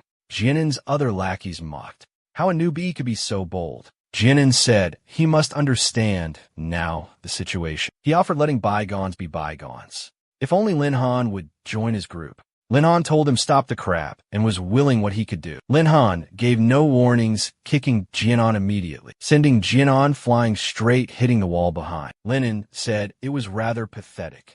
Janan's lackeys quickly called for help, then carried Janan away. It was then a female student came, looking similar to Fiwa arriving. Her presence seemed to be well respected around there. A lackey of Jinan asked Zhang Ruixin when she came back. She scolded them, his gang messing up things. On new students' registration day, it was known she was sister of the university's all-time top graduate. Fei Hua. Lin Han recognized Fei Hua's sister. Got his enrollment card checked too. Lin Han introduced himself to Zhang Ruixin and hoped they could get acquainted. Ruixin told him not to talk to her. She wasn't free. Lin Han thought she was arrogant like her sister, so he ignored her, then sorted other things out. After registering, he asked about going to his dorm and was allowed to following map locations. Later, arriving at the student dorms, Lin Han got to his room, knocking to see if anyone was there. A brown-haired guy opened the door. Lin Han introduced himself, asking if they were roommates, but the brown-haired guy closed the door and returned seconds later, a notebook in hand. With serious stare, he launched an introduction missile at Lin Han, stating his name was Tang Sinki, a silver level 6 Thunder Mage. He asked Lin Han to sign an autograph. Lin Han was surprised meeting a fan. He told not to make a fuss, they were roommates. He also asked where other roommates were. Tang Sinki only gave a reply. He was stoked about seeing the world's only triple advancement, gold-level priest, his new roommate. Lin Han did not want to be treated like some rare animal. Another roommate of theirs just arrived. He expressed surprise at seeing his roommate was Lin Han. He has silver hair matching his silver ring. He introduced his name, Sun Liangxi, a spear knight. After that name, Tang Sinkai recognized him, the 6th young master from Gongsan family. Lin Han thought maybe fate brought him to the 5 families. Sun Liangxi where? He hoped they would be good to him during 4 years of academy. Their last roommate arrived, turned out to be Yuan Sai. Lin Han quickly wrapped an arm around him, saying they would have lots of fun as roommates now. Lin Han introduced his human, Sai, his good buddy. Sun Lianchi called for a dinner party. They have 2 gold-ranked players, their roommates. Everyone cheered happily up. Tang Sinki was overjoyed, crying happy tears. Afterward, they went to the university cafeteria. The place was way more luxurious. There were maids wearing bunny ears. You, and Sai commented. It's so fancy the hotel back home is nothing compared to this first floor. Some Liangxi dude informed the group that the cafeteria area was where students could only spend money. The first floor was a commoner's dining area. He said upper floors are more luxurious. They have dishes with great effects. The building has many more services too, but you would need points. Lin Han knew not what points were. Sun Liangxi explained at Changchi University. Points were much more useful. They could be used to solve anything. Tang Xingqi was happy having someone knowledgeable. A waitress came and informed them their room was ready. They went upstairs to a private room. Lin Han and the gang celebrated drinking. They had their first supper together. Sun Liangxi hoped to get good results at this year's freshman meeting because their team was so great. Lin Jin asked about this freshman welcome party. Sun Liangxi said it was beyond a party. It was more like resource allocation fighting. At Chiangqi University, the more freshers won this competition, the more resources from the university they got. If a student beat 20 students, they got 10% university resources a year. Yuan Sai asked did anyone completed this. Sun Liangxi responded. A student once completed the whole test. Also won other achievements. She controlled like 60% of university resources. Everyone then lived under her shadow until she graduated as Supreme Master. Young Lin Han thought this sounded so familiar, meaning Fei Hua remained a legend at Chiangqi University. Suddenly, they hear someone shouting outside. Lin Han checked it out. He saw Janin and his lackeys. Janin immediately mocked Lin Han. He asked where he got money. Lin Han asked wasn't that kick enough? Or you enjoy getting beat? Janin warned him to watch his mouth. Show some respect for seniors. Young Shin and a friend arrived. She called out Janin for causing trouble. She asked, do you want points deducted? Janin, seeing Young Sin, tried acting cool. He asked, do you want a ride? She replied, she can walk herself. She didn't need escorting. She tells him stop bothering freshmen. Janin behaves now. He walked off calling Lin Han lucky. And Young Sin's friend came asking him about Young Sin. Young Sin told her stop that nonsense. She gave her number to Lin Han call if Janin bothers him. Lin Han thanked her. Young Sin's friend says she wanted to exchange numbers with a crush. Young Sin got mad chasing her. You and Sai came putting a hand on Lin Han's shoulder. He was quick to win a beauty's heart. He said now they were rivals. But Lin Han asked did he want to try. You and Sai instantly backed off. Lin Han told him they should leave. He sensed hostility nearby. He dismissed it being Jianin. Anyway, others decided to go back to the dorm. As they were returning home, Lin Han's suspicion was right, a guy was stalking them. Later at midnight, everyone in Lin Han's dorm slept. A shadow appeared outside the window. The stalker entered the room with a sharp dagger. The guy would attack them inside. But Lin Han grabbed his hand, asking who he was, walking around so murderously. The stalker, startled, hurried off the window. Lin Han chased him quickly for a while.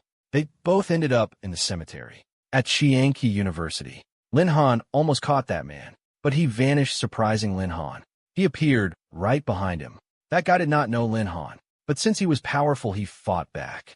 He swung a diver around Lin Han. Lin Han saw the opening, caught the man's elbow, making him stab himself. The stalker did not comprehend what happened. Lin Han then replied, it's a simple trick I learned long ago. The stalker considered Lin a big threat. That must be eliminated before becoming danger, though. The man prioritized escaping, disappearing for now. Leaving red mist, Lin Han saw him escaping strangely. Someone emerged from behind the tree. Lin Han clapped, praising Lin Han's martial skill, seeing his foe's weakness, countering it. At a glance, Lin Han was much better than he had expected. Lin Han recognized the man, the university's director. Sayo, he's asking, how did the assassin enter the university? KSU, replied the man, seems to use special methods avoiding detection by university. They would increase patrols now, it seems, so it does not reoccur. He gave Lin Han some points for trouble. Then he questioned Lin Han.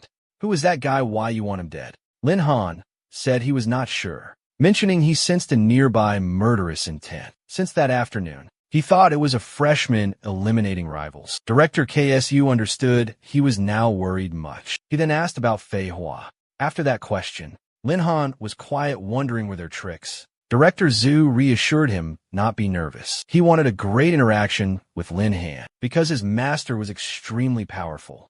He told Lin Han to head back, sleep well. because he needed preparation for tomorrow's competition. Lin Han still wondered, did KSU guess Fei Hua was his acquaintance, or the other families had discovered his identity? His master Atris was powerful. They were not foolish messing with him. Next day came at the university auditorium. Seniors welcomed all the freshmen. The speech was starting. Students were excited, and the girl announced now. The vice principal would speak. The vice principal told the students that every year there would be one tournament.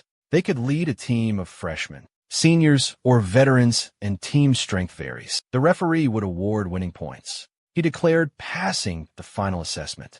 Defeat 5 diamond level veterans. They would gain university resources this year. Their university provides basic training. Also, advanced training resources exist. This right here was the winner's chance, monopolizing resources, showing their talents. His words motivated students to try hard for freshmen. Competition, they were ready to fight each other. Lin Han was not impressed seeing that. Everyone was prepared to compete. He thought there was more going on, because Fugo was present without ado. The vice principal announced the competition beginning. The auditorium's roof then opened, showing the arena was the stage, where the vice principal stood. The action started now. The first jumping onto the stage was a senior. Named Taiyin, he told freshmen to feel free, to try their strength against him. Lin Han found that quite odd. Sun Liangxi stated that guy was right. To start this off, Lin Han inquired if he knew him. Sun Liangxi said, he heard that Taiomi was professionally a Vajra warrior. His profession makes him strong after every lost battle. The way for that guy to get stronger was getting beaten. A freshman challenged him. He was sent flying now. Within seconds, Chinamai laughed it off. He asked if no one could challenge him. Then Sun Liangxi jumped up. He asked Senior Taiyami for a powerful trick try. Sun Liangxi attacked him using a lightning punch, but Tianmei blocked it easily using his defense skill. Tiandemi said it wasn't powerful enough. However, Sun Liangxi was already strong for his age and might have a chance after more training. Lin Han joined, asking Tianni to try him. Now Qianmi told to not hold back. So Lin Han charged up his fist magic. He threw a strong jab at Tanyi's defense. Suddenly, Taiomi couldn't hold that power. Lin Han broke through his skill. Students were shocked seeing Senior Taiomi beaten. The referee, the vice principal, announced Lin Han as victorious. He would get 10 points defeating Tianyi's Vajra body. Now he asked who wanted to challenge Lin Han and Fiwa's sister. Zhang Ruixin joined to battle against Lin Han. Yuan Sai wondered why Fei Hua was there. He didn't know Zhang Ruixin was her sister. He noticed when he saw that she was shorter and wore clothes different than Fei Hua. Ruixin felt Yamoin's gaze's size, confused staring eyes. She thought her sister used her name again to make trouble. Now she said she would attack Lin Han. And to his surprise, Ruixin also had assassin skills like her sister. She made shadows ambushing Lin Han all angles. Lin Han knew he must be careful not to get hurt. The way she was attacking so skillfully was expected from Fei Hua's sister. Lin Han felt maybe he should use his true skills. In that case, well, he shut his eyes, using the eyes of truth to detect her attacks. She also felt this immense pressure. Lin Han told her then, this skill reveals everything around him. He found her in shadows, throwing a punch. Lin Han stopped his punch right before touching Ruixin. He didn't want to hurt her. She knew about her defeat, admitting it publicly. She told Lin Han she'd win against him, leaving the stage then. Referee announced Lin Han got 15 points. He asked for more Lin Han challengers. But students were hesitating now. They saw Lin Han beating many strong people. They didn't want to fight him. A red-haired girl decided to fight Lin Han. She shamed students afraid of a newbie. She joined the stage, challenging Lin Han. At the same time, however, Jiannan jumped onto the stage, calling Lin Han his target. You won't let him make a fool out of him. The red-haired girl asked Jiannan previously what he was doing interrupting her fight. Jiannan said he wanted to teach a lesson. Lin Han hopes Zhang Jiannan is not embarrassed with his little skills again, ending up printed on a wall. Like last time, Jiannan blamed Lin Han as sneak attack. Jiannan asked the other girl previously, Han Yin, to use strong magic to enhance him. She wished he doesn't die carelessly. Yuan Sai asked the vice principal if 2 against 1 was allowed. The vice principal replied saying, there are no rules here. Any number of students can participate. Yuan Sai thought it ridiculous, while Han Yin chanted strong fire magic, casting it as armor for Jiannan. Jinan felt his power raised up by this powerful spell, and with this, he planned to break Lin Han's limbs, making him beg. He stomped to boost speed, then launched a fire fist at Lin Han. Lin Han knew that fire attack could be trouble, but he had the right play and continuously cast healing magic. He would try this on Jinan, ready to take the hit. Giant and Fatty almost attacked, but surprisingly to him, Lin Han caught his hand, started swimming. Like a tornado, fire from Jinan released, forming a fire tornado around them. The vice principal was amused at Lin Han, using healing light on his hand to protect it from burns, using wind spells to deflect flames. He saw Lin Han was skilled. Lin Han threw Jinan skyward. After that, Lin Han charged. He stopped his punch before touching her. He said since she was stunned, she wouldn't match his strength, so she should admit defeat. Jianan fell down. He was unable to move from the damage. Human Seijo of Jianan's armor was a fake. Soon Jianan gathered energy to get up. He warned Lin Han. Their family was against him. Lin Han didn't understand why losers said that. Then Hong Yun admitted defeat too. Students understood Lin Han was a monster. He might break Fiwa's record. Most decided to watch quietly. Then, Lin Han asked the vice principal, since no one was coming up, he would go to the final round against diamond-ranked players. The vice principal didn't expect a new student taking the final test. He accepted his request, telling him if he defeated 5 diamond-level veterans, he could get 10% of Chong Key University resources. Lin Han knew he could easily defeat all of them, but he avoided showing off too much trouble. He requested the vice principal let him form a team. The vice principal let him form a 5-member team. He got 10 minutes preparing. The vice principal expected 5 students. Could not defeat a well-coordinated diamond-level team, but he wanted seeing how far Lin Han went. Lin Han called up his brothers the stage, meaning his roommates. They didn't expect being called to the final round. They were more than ready fighting. Even against the great odds, they joined Lin Han. However, Sun Liang Se pointed they needed one more teammate out, so Lin Han looked for one in the audience, someone who wouldn't drag the team down. Then he saw Wang Ting among students. He learned she went to the same university as a freshman, so figured her mage skills would cover team weaknesses. He calls her up to the stage. Now Lin Han's team is formed, with his closest people at university. Wang Ting seemed very nervous. The diamond-level veterans were looking sharp, fierce they would win. Both teams were ready. The vice principal starts the match. The diamond team moves first. A sword vanguard attacks, and Lin Han blocks with his staff. The swordsman was surprised by his immense power. He wanted to defeat Lin Han, showing respect for senior students. Lin Han said that armor was pretty. The man's annoyed, because armor should be called tough. It was disrespectful then. Diamond veterans mage casts plant magic, trapping everyone in Lin Han's team using vines. Wang Ting is caught too. The mage signals their captain move. She summons plant monsters now, commanding them to attack all opponents. Monsters are attacking Wang Ting. The plant mage feels confident.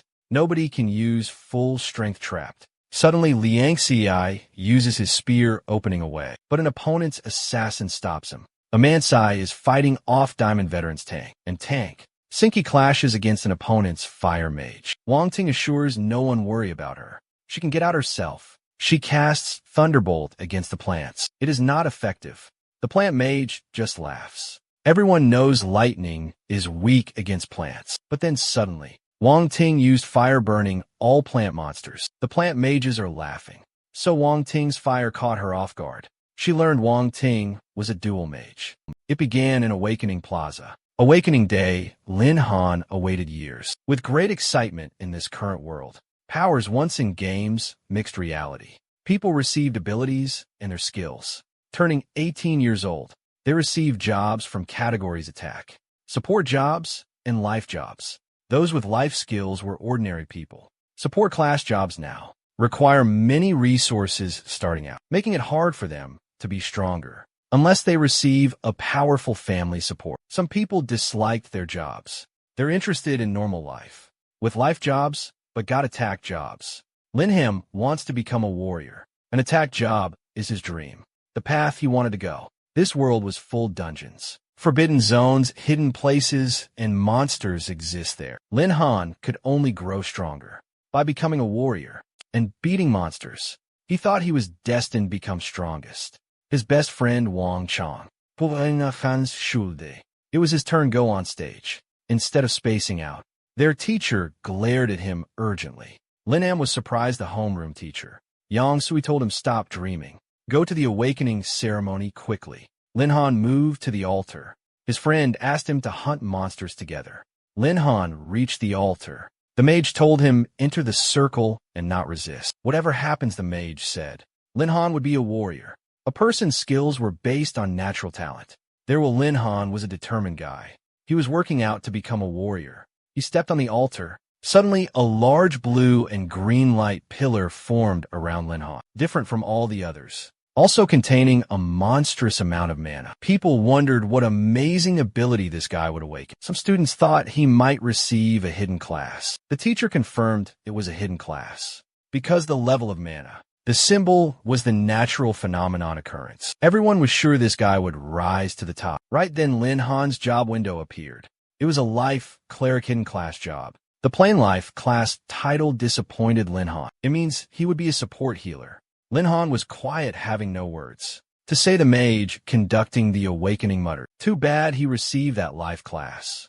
Wine King questioned the mage. Why did he say it was bad after that awakening, even causing a natural phenomenon before them? The mage explained cleric was a support role, and however strong magic they chant support, they're always just support. Importantly, clerics have difficulty leveling up. Their requirements to level are unique magic cores, found during natural phenomenons. So no cleric in history ever passed level 10. Thus, it was the most useless occupation. Wang Chong felt shocked because according to Linhan, having a hidden class, he is on same level as forbidden spells.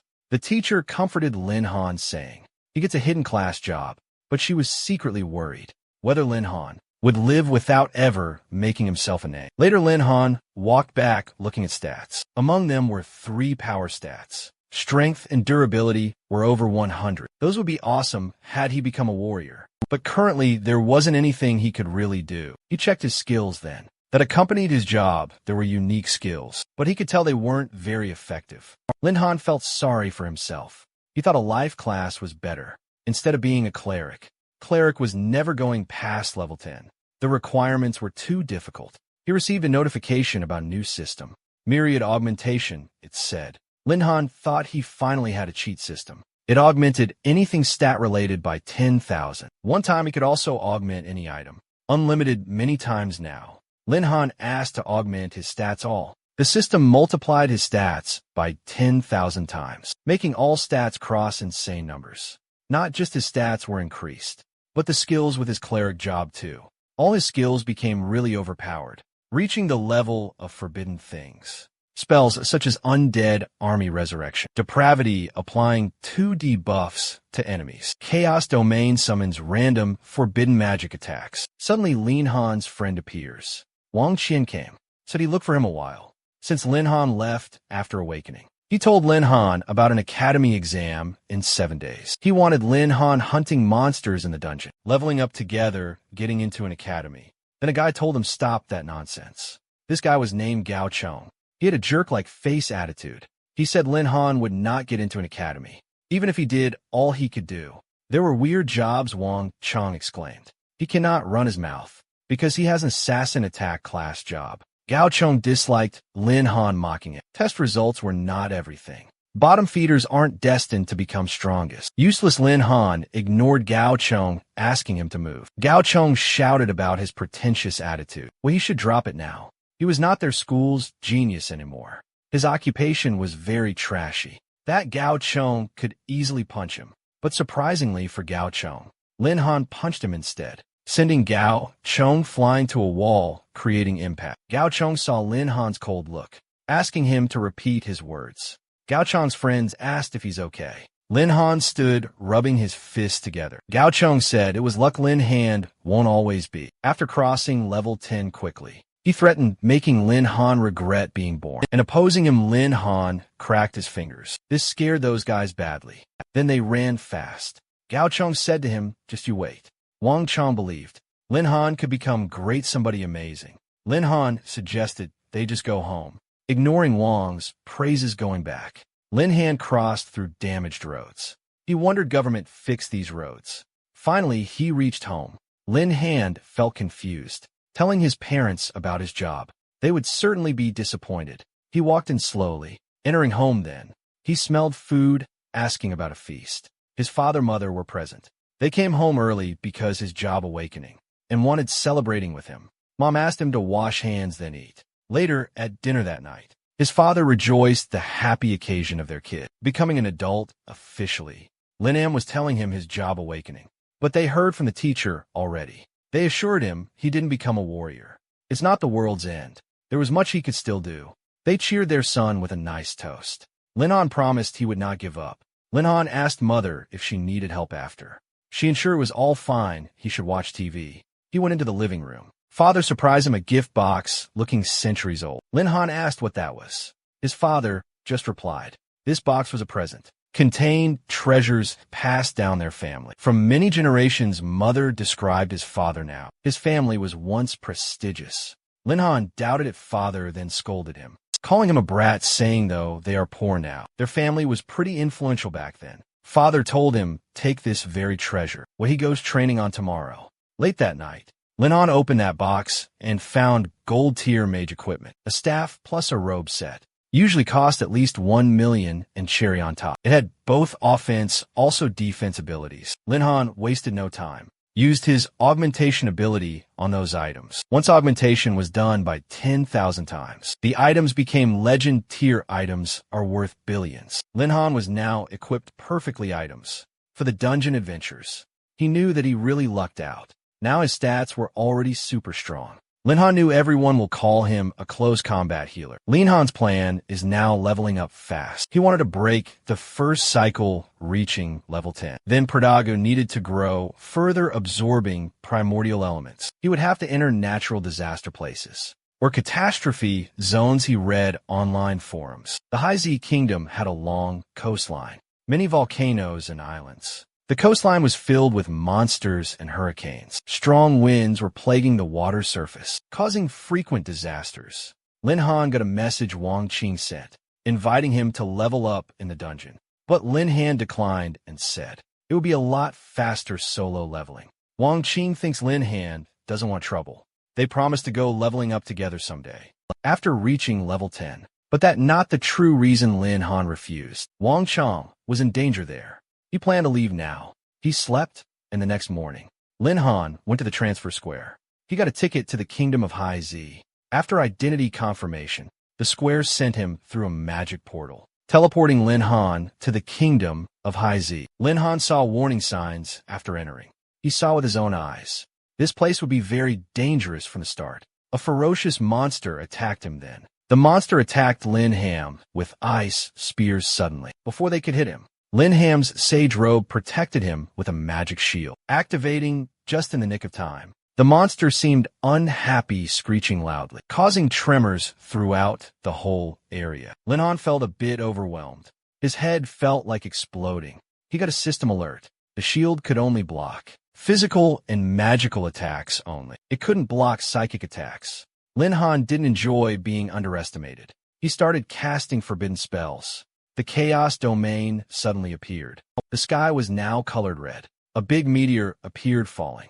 The meteor struck down hard, where the monster attacking Lin Han was simply standing still, causing a dangerous city-scale impact. Meanwhile, a headquarters kept check readings on magical waves everywhere. They received alerts of a magic wave rise in High Sea Kingdom's Huanyu City. The supervisor was quite surprised. They wondered an enemy strike. That city magical waves was amidst the coastal defense line. The boss was certain they were enemies. They would have already been detected. He checked the monitoring room screen, displaying that area. The man asked monitoring to check. Any extremely powerful humans exist, controlling forbidden spells freely at their will. The supervisor called up his boss, informed all Haiyu City must activate a defensive state immediately. They should find the origin. Magic power caused this danger now, before the next move instantly. Meanwhile, other coastline cities, water rose to dangerous high levels. This prompted the authorities to declare an alert status to citizens, requesting them leave their homes, head to central shelters immediately. They were carrying out the evacuation. Before this disaster reached land, people were constantly running. Then a huge magic shield appeared, blocking water from entering the city further. Defense line soldiers checking the shield was working. Soldiers then reported higher UPS. They successfully defended Wave 1. The second defense squad was stationed, waiting for other orders. Meanwhile, our main guy, Lin Han, was happily looking at the great rewards from killing monsters, and he worked a lot. He gained experience points, reaching level 10 with a pack of items. The system congratulated Lin, asking if he wanted to proceed, enhancing these items by 10,000. Lin Han was very enchanted. He began by enhancing a skill book he'd gotten from recent rewards. The skill book of chanting boost was instantly upgraded to a forbidden spell level. It allowed Lin Han to cast any verbally chanted, requiring magic spell instantly. Lin Han feels awesome to have this new ability to kill monsters. Silently, he sensed that the situation was escalating quickly due to volcanoes being awakened. Because of using his forbidden spells, Lin Han then followed the map to locate the source of the primordial catastrophe, energy, and traveling there. He observed many monsters seemingly already turned into ashes. Finally, he found a fire element inside the volcanoes, putting it into his item inventory. Lin Han never thought it would be so easy to get a fire element. Now he thought he should continue this, collecting the wind element next. Lin Han followed a map, arriving in the area of disturbed water. He suspected the wind element existed there. Lin Han went through these disastrous waters, riding on a sage's staff. He finally found the wind element. Lin Han's work in Hai Zi's kingdom was complete. He was happy collecting 2 elemental sources, also countless equipment and materials. He was going to make good money selling it. Now he headed home, flying fast on a staff. When he got to the city's transfer square, he saw many citizen alerts. The city entered a level 1 emergency. All teleportation devices would be switched off now. People should go to shelters. Lin Han saw folks running scared. He asked someone what happened. A worker told him it was closed. Lin Han asked about the mysterious force that caused this terrible catastrophe. Now he must follow to shelter. Lin Han suddenly realized this mysterious force was the forbidden spell he cast. It was his fault. He underestimated the forbidden spell's power. And right now, the tsunami he triggered almost destroyed everything. He wanted responsibility. So Lin Han rushed out to Huming City alone, facing the great tsunami. Magic soldiers poured their magical power constantly to maintain the wall of life. The soldiers were struggling. They almost reached their limits. 5 more minutes until the next tsunami wave. The commander sent a command, summoning level 30 or above people to defend the wall's life and requesting help from surrounding cities. This was a battle they couldn't retreat because the city was threatened. Soldiers soon reported many cracks forming in the wall of life, and now that the commander must use a last resort. He ordered everyone use all their magic to flip the wall's edges and try pushing back the tsunami. With all they have got, the wall of life's shape changed, and soldiers fell one by one. Due to magic's lack, the commander feared if the humming sea would be destroyed. Then nearby somewhere, Lin Han cast a magic blessing upon soldiers, which gave them energy to continue. They focused their magic on the wall and trapped that tsunami back, and soon the soldiers reported that they successfully have controlled the tsunami. The commander gave the order to use the teleportation device quickly, sending tsunamis far, far away. Sea levels slowly dropped during this process. They successfully handled the big tsunamis. Soldiers and their commander were very thrilled by this. The person responsible for their success, Lin Han, was relieved it was close. He saved this city from destruction by his spell. Lin Han's phone rang, and he answered. It was his worried mom, checking he was okay. A tsunami had struck the city. He had not been answering his calls. Lin Han told her he was totally fine. He stayed safely in the shelter. Now the whole crisis was resolved, saying he would soon be back. Lin Han flew back, having a plan for tomorrow. Get a new class upgrade quest, selling materials and improving parents' lives with money. Later he arrived at the class advancement location, receiving his second advancement-related quest. They asked him for filling out form. After handing the form, he received details document to check if everything was okay about quest. Lin Han saw the mission mentioned he would be taken as a healer. Lin Han didn't like this. The receptionist said there were two methods receiving quests. One was from her, or receive any random quest by system. Having random grades, Lin Han chose go with random. She asked put his hand crystal ball, infused with a little magic. She was thinking he was another person. Try for some easy quest based on luck. The system assigned quest to him. She was amazed seeing the quest grade S. Heading to underground dungeon. Hunt Abyss Apostle, getting the Abyss Heart. Lin Han accepted that quest. Receptionist strongly advised reconsider. Choosing an S-rank quest was basically suicide for a healer class individual. Lin Han still insisted he was okay taking this quest, and it was assigned to him. The S-rank quest details appeared on the display. Everyone present in the hall could read it.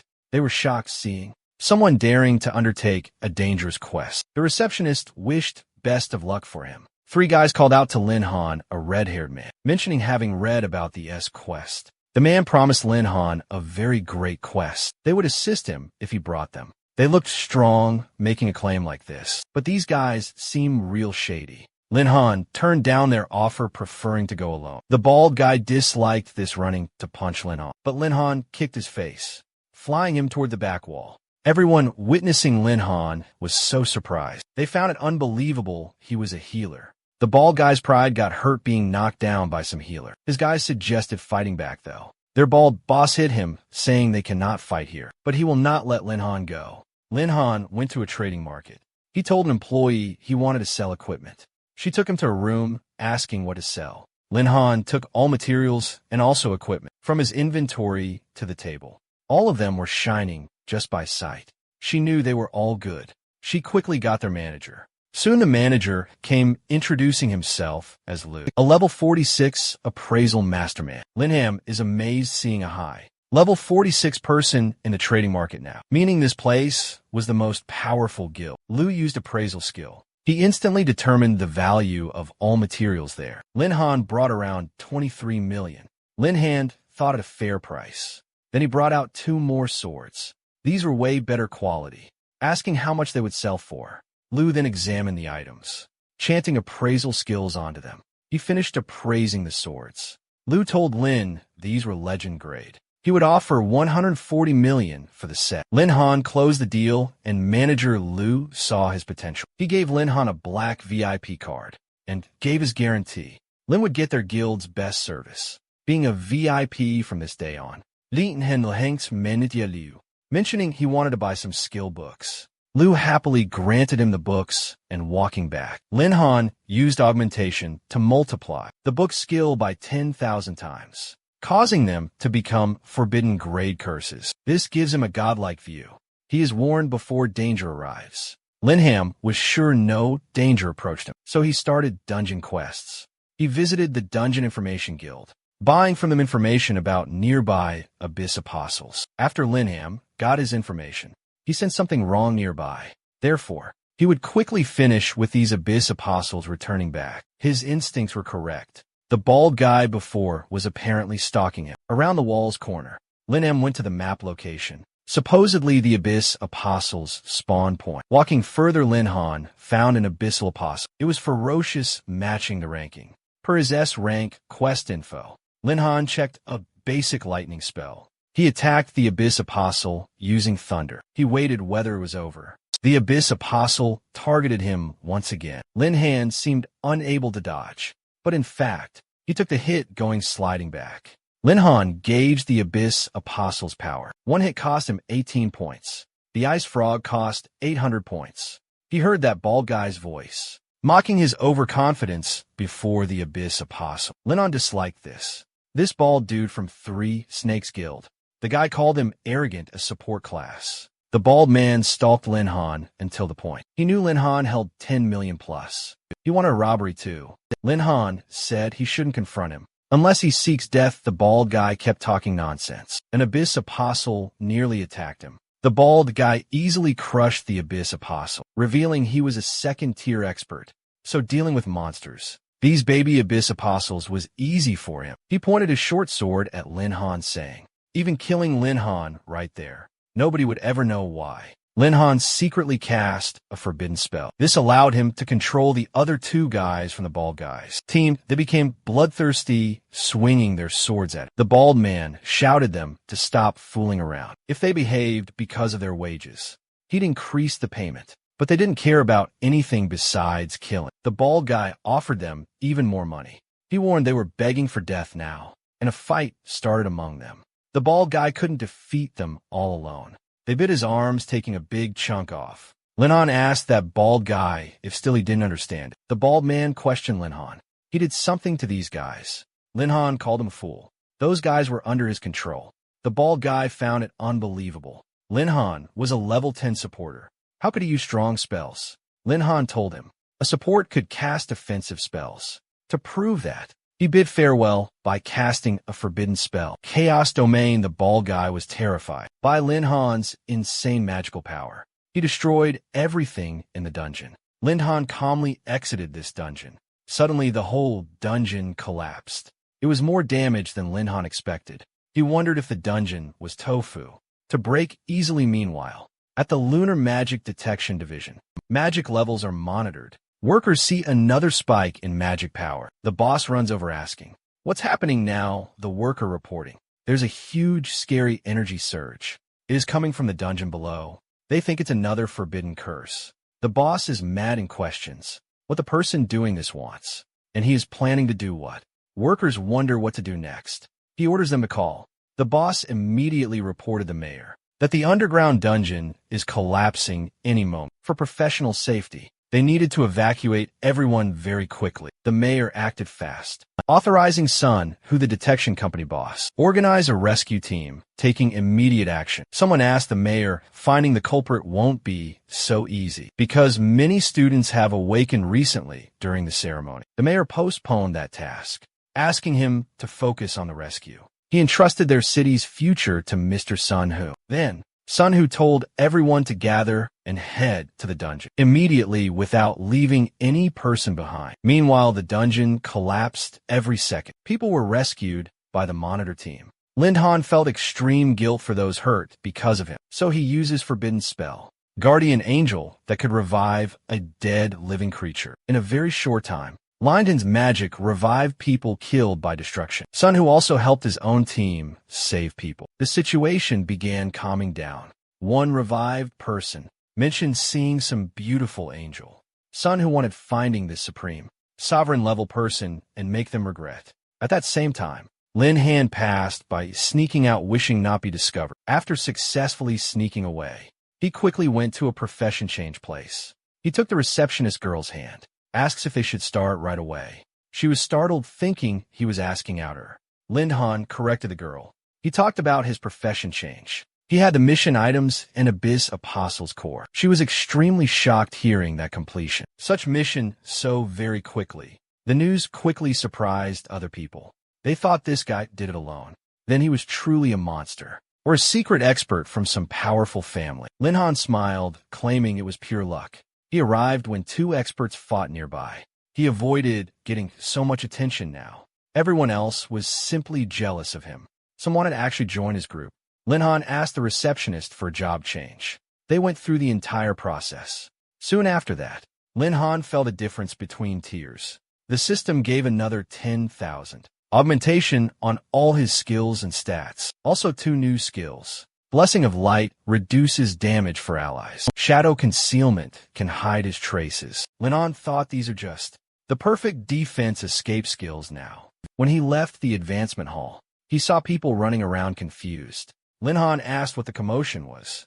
The man replied, "Minister Sun, who suspects a supreme being, is nearby. He sensed that person's aura and searched for him." Lin Am feels relieved he changed professions just now, so nobody could perceive him anymore. Then he saw news of Minister Sun Hu, announcing that the dungeon would be closed for a check. Meanwhile, nobody could leave the city. It's for safety. Lin Am is surprised by this information. He wouldn't get materials in such short time. Now he cannot leave town. He tries his luck with Manager Liu. Manager Liu, smiling, greeted Lin Ham and saying, "I didn't expect to see you soon." Lin Han sat and got tea served. Liu showed a product list to him. He was told pick anything. He'd also get a 10% discount. Lin Han then bought 20 magic scrolls, asked Lu he needed some info. Lu said he could provide it. Lin Han asked about the calamity's source. Lu hesitated a bit at that. Lin Han pressed if he knew. Lu said finding calamity sources is very rare, so the info isn't cheap. Lin Han offered epic-level equipment. In exchange for information now, Lu instantly smiled at Lin Han, then informed Lin Han about it, that he could find calamity's source. In the upcoming auction sometime, Lin Han thought he should level. Since it takes some time, Lin Han pressed Lu he'd paid epic equipment, so he deserved more information here. That will leak later. Lu understood offering trust to customer Lin Han. He an assistant bring an item up, revealing what is beneath the cloth. Lin Han sees a bright golden light radiating, meaning the item is rare. Lu affirms saying, "This is legendary teleportation to a silver dungeons. Leveling up hotspot. The user can take one person along. Level up fast." Lin Han is amazed. Silver dungeons access can't be bought with money. Leo asks, is he pleased with their service? Lin Han answering, he's beyond satisfied accepting the device. After exiting the trading guild, Lin Han waves by and the assistant. A manager. Lu asks, are you positive? Giving that rare teleportation device to Lin Han was wise. Lu wonders how it could be a loss. He sensed Lin Han's immense power. Since their very last meeting, Lu thought Lin Han had massive potential. He wanted to invest in him. Lin Han was pondering meanwhile who to take to the silver dungeon. He was considering one person, his friend Wang Chong. Called him perfectly timed. Lin Han asked what a busy man doing calling him. Wang Chong answered, I wanted to hunt monsters together, but the city was locked down, so he called complaining while eating. Frustrated Lin Han says forget about leveling up. He has a massive project, the Silver Dungeon's teleportation item. Wang Chong was shocked to hear that. Lin Han obtained a teleportation device. It made him wonder if Lin Han was with some rich lady. Lin Han told him stop the nonsense, and if he's coming. Wang Chong immediately agreed and asked about when, where Lin Han said, tomorrow 9 a.m. At the Silver Dungeon entrance, meet me. Next day, Wang Chong arrived on time, waiting for Lin Han. Soon Lin Han came praising him being punctual, but Wan Qian replied, he came to meet that rich young lady. Unfortunately, he didn't find anyone. Lin Han said he wanted to die. Two were having a happy reunion. Some hateful guys noted who they were. They were former classmates of Lin Han. They asked what top students doing here. Those guys made fun what a healer Lin Han doing. Here, silver level dungeon is. Wine King became angry, wanted to fight. Lin Han stopped him. They kept bad-mouthing them. Wang Chong told Lin Han, let him go. He wanted to duel those guys. Lin Han didn't want him involved with trash. Those guys warned him speak carefully. They were at their second advancements. Lin Han pointed out he would be scared of pawns. Another guy asked what he meant. Sweat was breaking down their faces. Lin Han asked someone wasn't coming out he expected. The guy behind those goons showed up. It was Gao Chong and Wang Qing. Hadn't seen those guys for days. Gao Chong warned not speak to him. Weak people talking to him was asking for death. Wang Chong wanted to fight right now. Lin Han stopped him saying he would handle it. One of Gao Chong's lackeys attacked. Lin Han effortlessly threw off his sword bare hands, grabbed his collar, threw him like a ball. Looking straight at others, those guys felt scared seeing the scene. They found it unbelievable Lin Han did not use skills. It's just his pure strength. Moving next, Lin Han charged Gao. Chong immediately tried to surrender. Lin Han only stopped after tying him to a rock. After he admitted being wrong, Wang Chong said it would be better to let him stay there until he truly realizes what he made. Gao Chong hated Lin Han and Wang Chong even more now. He became a message for others to not mess around Lin Han. Presently, Lin Han uses a teleportation device to bring Wang Chong straight away to the Silver Dungeon's rapid level up zone. And here, many undead skeletons were around everywhere. Then suddenly, a skeleton hand came from the ground, caught Wang Chong's leg. Wang Chong asked Lin Han stay close. He would keep them safe with his card. Master skill, Wang Chong handled the undead skeletons one at a time, using the power of cards. But seeing Lin Han, he single-handedly handled a huge mountain of skeletons, using his fists. Wang Qing said you can't solve all problems with fists. It's unfair, Lin Han then replied. It's fair he was born having this power. He said if he weren't afraid the government found him, he could just clear this area with a single forbidden spell. Wang Qing sighed knowing Lin Han could clear dungeons using a hammer, or just plain physical strength. Lin Han said, "No need feeling disheartened. You should level up faster." Wang Chong felt cheered up. Then he cast Thunder Magic cards, wiping out front skeletons. He was feeling this easy with Lin Han around. Lin Han suddenly sensed something carrying Wang Chong, without explanation, to somewhere else. Reaching that certain place, a monster caused destruction in the area. Wang Chong saw the monster's mighty axe. Then he understood Lin Han was a genius, spotting hidden bosses. Lin Han told Wang Chong, "Be careful, this boss is extraordinary." Wang Chong kept his safe distance. Surprisingly, Lin Han ran towards the giant monster, then clashed against it using his staff, blocking the Minotaur's huge axe. Lin Han urged Wang Chong attack with spells. Wang Qian used thunder cards, charging a magic attack toward the Minotaur. Wang Chong told Lin Han quickly retreat, then cast a long-range attack. Lin Han jumped to hit Minotaur with staff. Using impact magic, Lin Han defeated the Minotaur. The staff hit its head directly. He was victorious after battle. Wang Qian wasn't used seeing a support character, soloing a hidden strong boss, making Lin Han seem even greater. Outside the dungeon then, an announcement appeared for all. The secret boss was beaten by 2 people, with Lin Han and Wang Qian quickly in under 16 minutes. Everyone, especially Gao Chong too, were surprised by this feat and thought that was impossible to have really happen. The time for university exams finally came, and many people are present. Lin Han is greeted by that shady Gao Chong. He mocks him, a fake top student, finally showing up. He wanted to see how Lin Han would cheat again. Wang Qing asked Gao Chong if want to be tied up again. Gao Chong claimed after hearing last time they caught him accidentally, he would show them today for sure. Wang Qing maybe is weaker than Gao Chong is, but Lin Han Gao Chong was greatly underestimating him. When everyone gathered round, the bell rang announcing entrance exams begin. Everyone was asked to show their strength on stage without using any cheating methods. The competition started thus. Wang Chong and Lin Han cheered up each other to make sure go through the matches. The first competition match started with Lin Han facing against Gao Chong. They took positions on stage. Gao Chong told referee Lin Han cheated during dungeon runs. He requested Lin Han be disqualified immediately for cheating. Referee exclaimed nobody dared cheat in front of her. She asked him stop utter nonsense.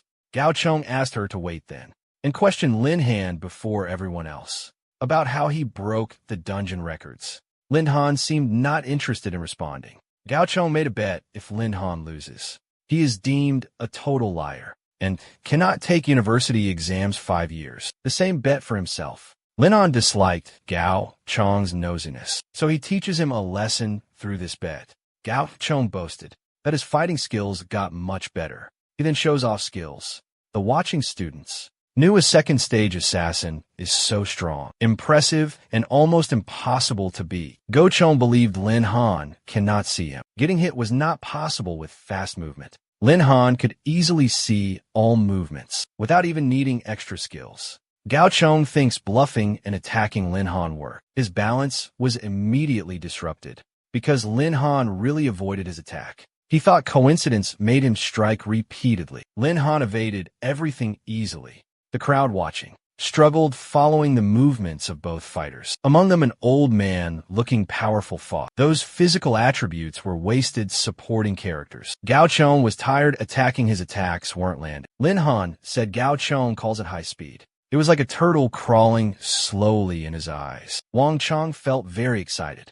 He saw the battle like he expected, whereas Gao Chong was getting frustrated. He questioned the referee, checking Lin Han quickly. He was definitely cheating somehow. The referee was done with Gao Chong, yelled again that nobody cheated under her watchful eyes. If he finished, he should admit defeat, stop running his mouth. Gao Chong refused to give up. Jumped at Lin Han, striking again, strongest move. Lin Han charged magical energy in fist to counterattack. The referee intervened and stopped Lin Han. Gao Chong got angry, questioned her coming his way. She then replied calmly. She hadn't stopped this fight. Lin Han could have overpowered him, piercing his heart. Gao Chong now felt real pressure from her words. It was clear that she was serious, so he immediately dropped to his knees. Admitting defeat, she declared Lin Han the battle's winner. However, Gao Chong proved persistent. He still attacked Lin Han for frustration, refusing any giving up. Lin Han swiftly stopped him, punching Gao Chong, slamming him into the ground, shattering the ground below in this process. Lin Han clearly made that he had spared him, and still he picked a fight. The referee was impressed with Lin Han's true strength, asking if he was actually support. Lin Han confirmed, then poked Gao Chong using his foot, telling him that get up stopped this act. A barely conscious Gao Chong got carried to medical. He left, warning that he will defeat absolutely Gao Chong later. Wang Chong then praised Lin Han. He was happy and proud, patting his back. Lin Han scolded him, feeling hurt, and Chong apologized. Then the referee announced the next match. A battle royale between 4 people, including Wang Qing. Lin Han didn't expect this match format. He wished Wang Qing would not mess up. Wang Qiang told him to just watch him win. Then he went onto the stage, starting his battle. Using card abilities, one competitor didn't expect facing a level 10 card master. He told others to team up, eliminating the strongest first. Others stated their classes. One pink-haired girl said she was a support. She was okay being on any side. The black-haired guy was listening, attacking the healer suddenly, eliminating her immediately. After hurting the woman, he thought she would not support any king. Then also asked another girl, Jamie, which king she would choose. Jiami chose his side. Then the guy targeted Wang Qing. Suddenly, though, a flying card spun around the pink-haired girl. Dodging it, he asked why Wang Qing protected her. He answered that he was very despicable. She was attacked that man, only so she wouldn't join his side. The guy attacked Wang Chong using claws, but Wang Chong felt sure he could deal with him. Meanwhile, nearby, the black-haired girl began her hypnotic spell. It made Wang Chong feel completely drained. The clawed guy approached him, but in time, a card saved Wang Chong, deflecting the claws away. When Chong got his strength back, explaining his cards weren't for attack only, but also for defending the blonde old man at his back, liked how Wang Chong used cards countering. The other old man beside him thought there were many promising talents this year. Now Wang Chong used the power of earth, water, fire, wind, and light. Magic cards finished this fight. The hypnotists cast more illusion magic. Wang Chong missed all his targets, leaving him confused, making the claw guy confident about his winning chances. So Wang Chong shut his eyes, attacking them. By sensing all their magic power, he successfully attacked at the right spot, took the hypnotist out with one shot. Only the claw guy remained. As the next attack was coming, Wang Chong used his cards to defend, blocking the claws. The healer's voice then came, asking, have you forgotten me? She cast healing magic, restoring Wang Qing's stamina. Wang Chong felt totally refreshed. The claw guy was astonished. Wang Chong attacked with 5 cards simultaneously, causing a big explosion. He's roasted like a chicken. The referee calls Wang Qing the winner. Lin Han was thrilled. His friend performed well, winning the match, also winning that approaching lady's heart. Pink-head girl tells Wang Qing it may hurt now. Wang Chong thought, I will manage. He hallucinated falling down. The healer apologized that the magic she'd used only nullifies damage to your body. Temporarily, it would return doubled. She focused on healing properly now. Lin Han felt he was extra. He left those 2 alone, even though he alone could have healed Ichiang. An hour later, Lin Han's second round started, against 3 other people, battle royale style. This round, the opponents knew he was very strong and showed him respect. They planned ganging up, defeating him.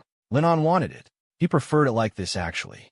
The match started. The magic archer began immediately chanting magic. Lin Han wasn't worried, knowing magic arrows don't affect him much. The archer felt confident. She still launched many arrows at him. Lin Han could easily evade with superior speed. Suddenly, he felt resistant and couldn't really move. Then, he was bound by someone else using binding magic. Bind construction, he gave it all to keep Lin Han. Arrows landed on him. The 3 opponents are sweating. They did not see if their strategy worked. To their surprise, Lin Han was unhurt and smiling. He pulled the blinds. The guy felt astounded. He saw Lin Han breaking his binds with raw strength. Then Lin Han teased a bit. These binds were not so sturdy to restrain him. However, the arrows were pretty nasty.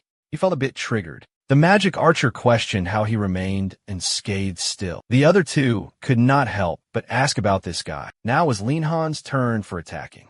But after he charged, he stumbles into a barrier unseen. Lin Han is now trapped inside a magic barrier, casted by the third guy wearing a mask. The masked guy orders the other two attack Lin Han now. The other guy took a magic serpent whip. The magic archer made more arrows ready. Lin Han lightly punched that invisible barrier. In response, the masked guy told him escaping was useless. But then suddenly, he was surprised from the cracks forming in the barrier. Lin Han simply punched again, holding back. He broke out of that barrier easily. He asked, now where are they? The two opponents sent their arrows and serpent whipped towards Lin Han simultaneously. Lin Han was not at all afraid. He caught both with his bare hands. The audience seeing this was puzzled. Some girls even gave out phone numbers for Lin Han to call. Lin Han praised the teamwork, but before he had said anything, they already realized they were defeated. Because they were defeated easily, Lin Han didn't even use abilities. They called Lin Han a freak, and Lin Han alerted them, saying he could hold grudges. Those three forfeited together and ran to avoid facing Lin Han's anger. Lin Han couldn't understand their hurry, but anyway he checked on Wang Qing. He found Wang Qing defeated by someone, and the healer lady was healing him. Wang Qing didn't even see his loss. Lin Han said it was okay, even though he'd lost. He won because healer lady Yun aided him. Here Wang Chong got flustered hearing that, and he named his defeater UNC. She was different from others somehow. Lin Han said don't worry, he would avenge his friend. Later the third match, Lin Han won by an overwhelming difference. The fourth match result was the same, moving him to the finals. He finally faced Yuan Sai in the finals, who previously defeated Wan Qian. Yuan seemed like he's here for fun, and also remarked, there are no good contenders within this whole city, especially after support advanced him to the finals easily. Lin Han thought he was not a local. He asked where Yuan Sai was from. Yuan told him to mind his own business. Show him whether he truly deserves those finals. Yuan Sai chanted assassin magic, transforming into chaos, covering the whole arena in thick fog. Lin Han thought this a problem, then suddenly one hand. A blade strikes where Lin Han stood. Lin Han just dodged the surprising attack. He now dodges attacks coming from a mist, but he gets a good plan. Smiled before he's punching a pinpoint location within that mist. It landed directly on the assassin. Yuan Sai questioned him about knowing her location. Lin Han replied, figuring it out was easy. He had to materialize before attacking. Yuan Sai complimented Lin Han's combat ability, but he was still sure he was better. Lin Han grinned and teased see if she would feel the same. After another hit from him, the assassin dared him to beat her. Ultimate technique. He became two and would fight both simultaneously. He constantly attacked him both sides. When Lin Han tried to understand, he noticed both bodies sharing the same energy. He laughed. His strategy seemed working great when hitting successfully Lin Han, but he was sure that wouldn't defeat him. He grabbed both assassins using his hands. The speed that he did surprised her, wondering how someone can keep up. Lin Han explained their strength difference was immense. Then the assassin was surrendering, but Lin Han didn't let him speak, smacking them both down hard. He warned Yuan Sai to watch his mouth. Walking to the center stage, the referee also announced Lin Han's victory, making him the champion. The competition host appears, congratulated Lin Han becoming top scholar, offering his great reward. Lin Han won a villa. The host informed about a villa. He'd get skill books a bonus, assured government support for students like Lin Han, striving to become stronger. Other participating students appeared, fawned over Lin Han's grand prize.